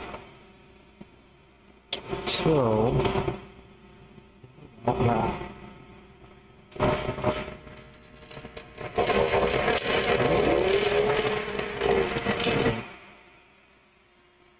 Would you want to hold this as a pin?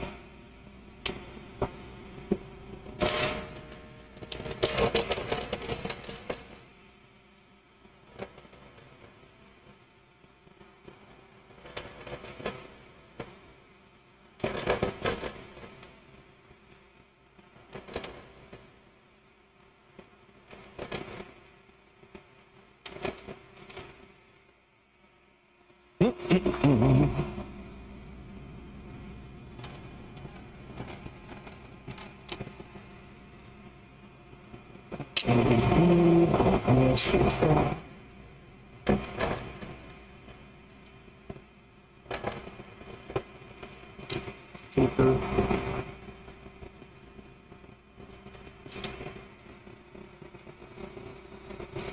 Here, wrap it up a little bit.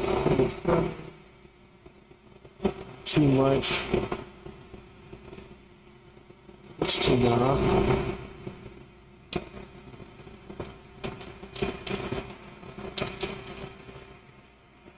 Okay. Just need to drop this one down a bit, I think.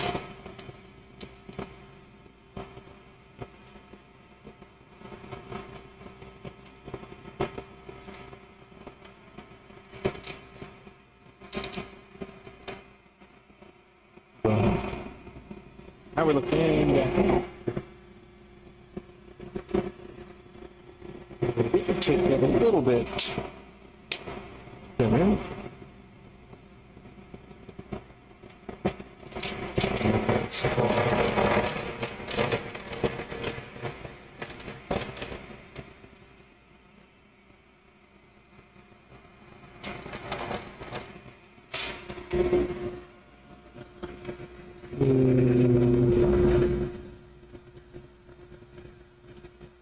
Hey, that's not too bad.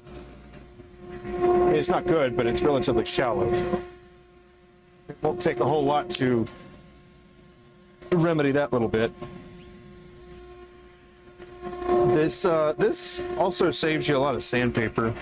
If you do things like this, you probably run into some things here and there. And this is just a pretty simple way to fix it. You don't have to worry about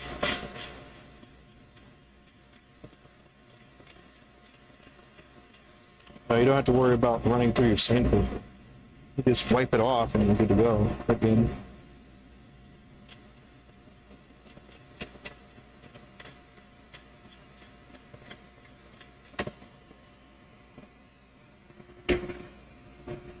I think I still want to take a little bit more off there. But now that we're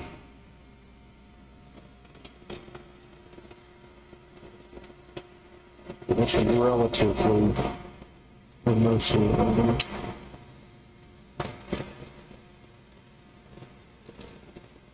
so I had to loosen up the tailstock a bit to make it run.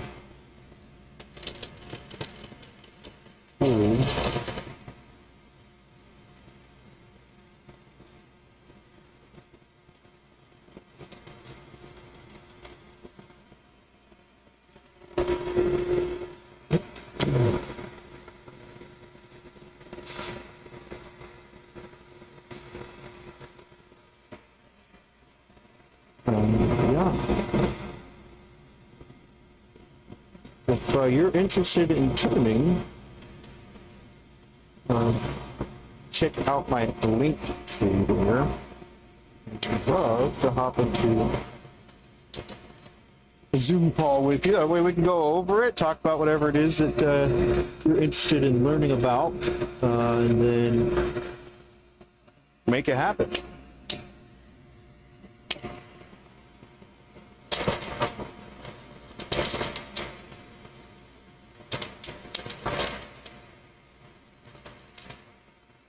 And if there's something that not my forte, I'd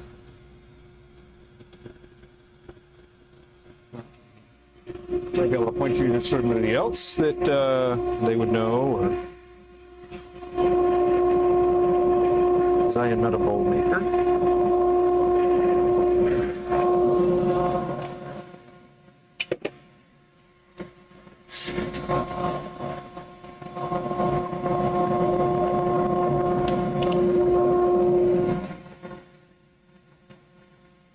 Hey, Carlos, how you doing?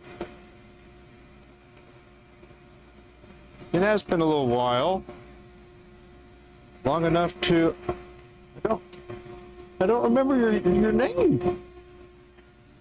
I don't recognize your name. I guess that's more accurate there. Yeah, man, hope you're doing well. Having a good time. Staying cool on the hot days.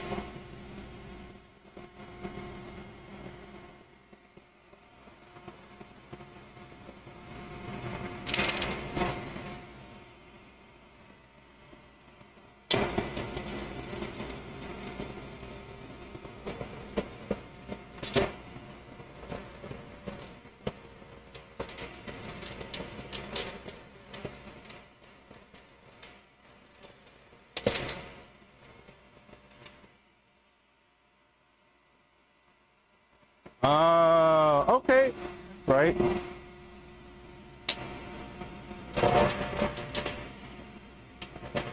I remember you. So you didn't have a lathe yet, but you were interested in turning. Is that right? Sounds right.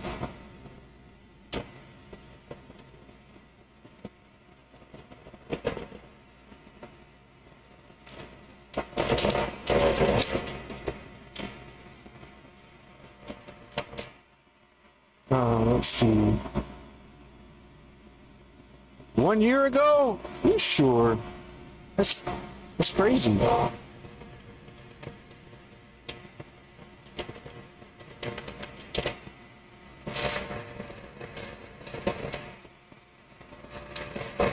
Well, yeah, I do. I remember some of the things that we talked about, I reckon.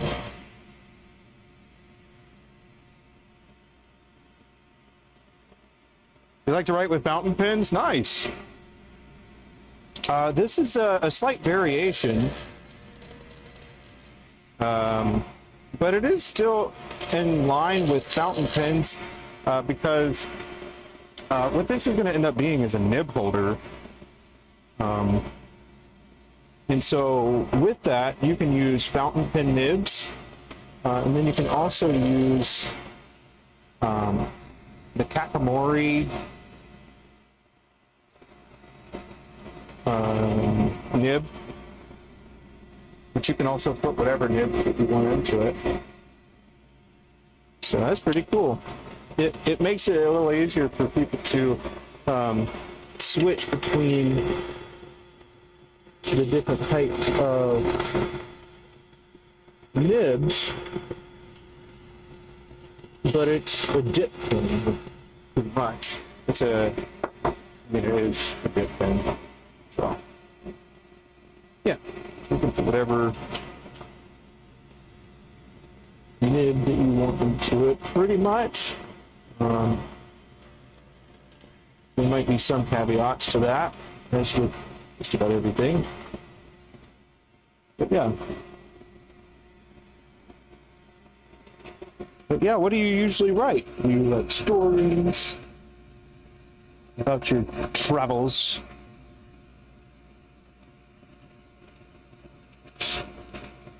This foil here. This foil there is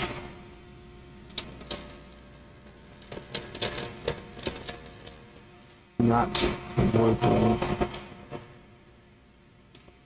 exactly how I want it to be.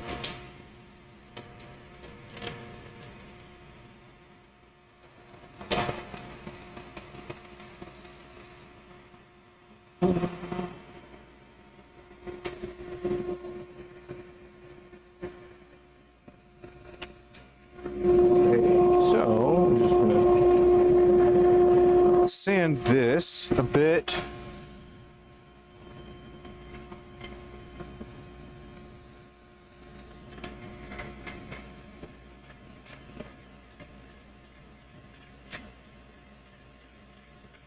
The first time is difficult once you finally get right on.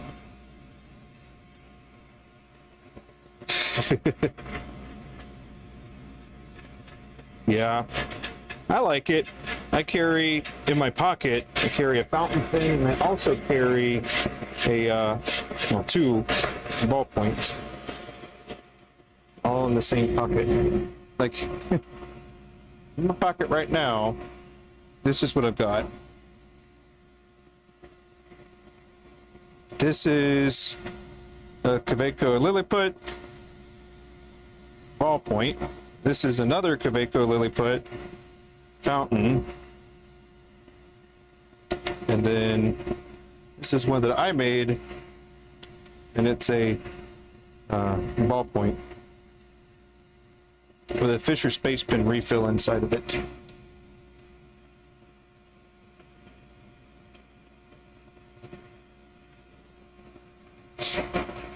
That needs to be addressed.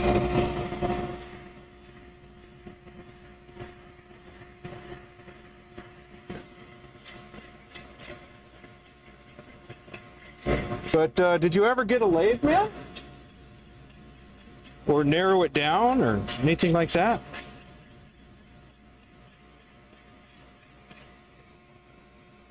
The last one looks awesome. Thanks, man. It was made from resin that my wife made.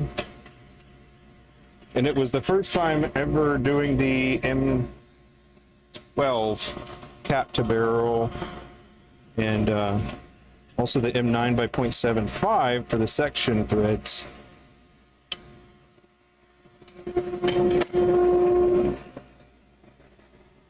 No? That's all right. That's all right, man. You still interested in it?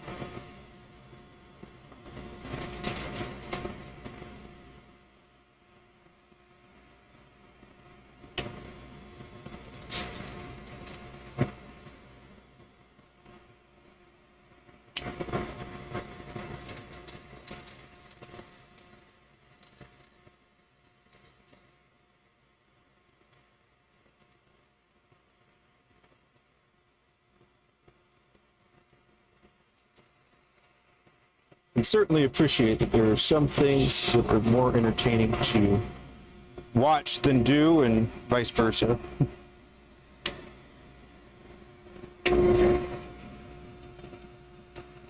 Still too thick.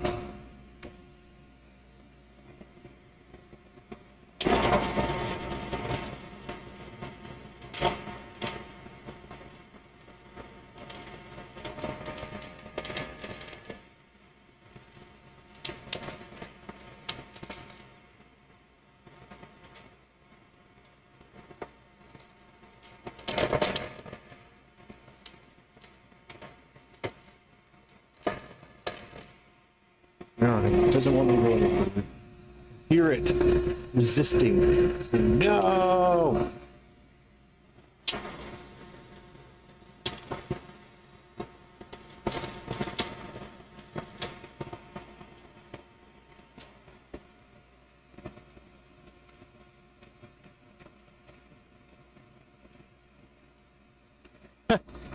Yeah, man. Heck yeah. You'd like to, but you're a newcomer here and you need to be good? Shoot.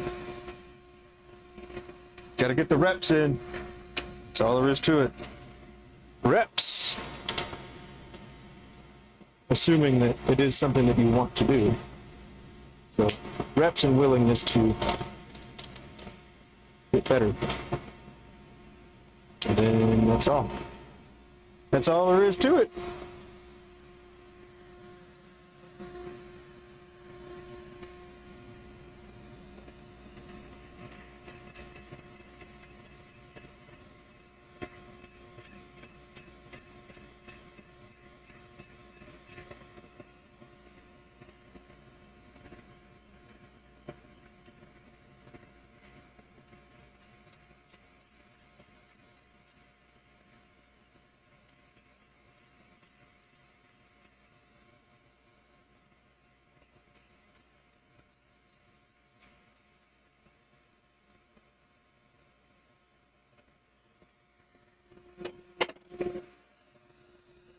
That is what I'm feeling.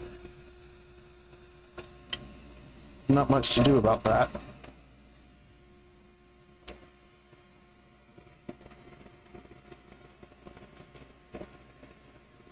Smooth it out, I reckon.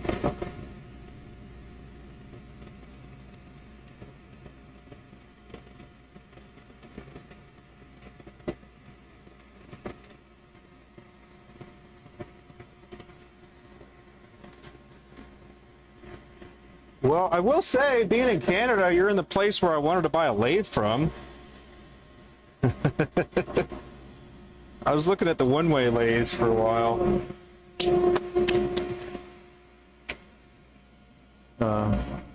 But I don't think that that's necessarily where you should buy first, unless you just have a great sum of money that you want to put towards that.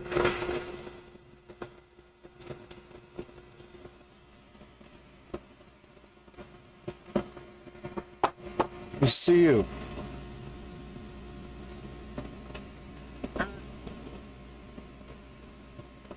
Alrighty, this was actually the last one.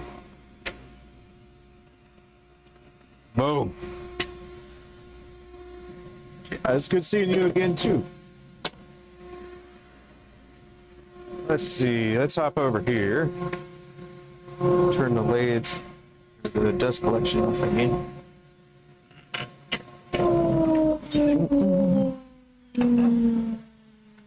Come on over here. That'll work. It's good to see you. You need to go to work. Right on. I appreciate you for saying that. I hope you have a good time at work, or as best as possible. Everybody's got things they like and don't like about it, right? But yeah, so that. Ooh. Boom. It has been a wonderful stream. Wow. Really had a good time. Got to see a lot of people stop by. Thank you so much for that. It's always wonderful seeing new people, new faces and stuff. And if you do happen to do it again in the future, feel free to say hi and introduce yourself. And I try to do my best to remember names, but it's sometimes hard to do. But I also am pretty good at remembering conversations. I sometimes remember conversations more than I do names, which is weird. But we all have our things, right? But yeah, I appreciate you hanging out with me, and I'll see you next time. Have a good night.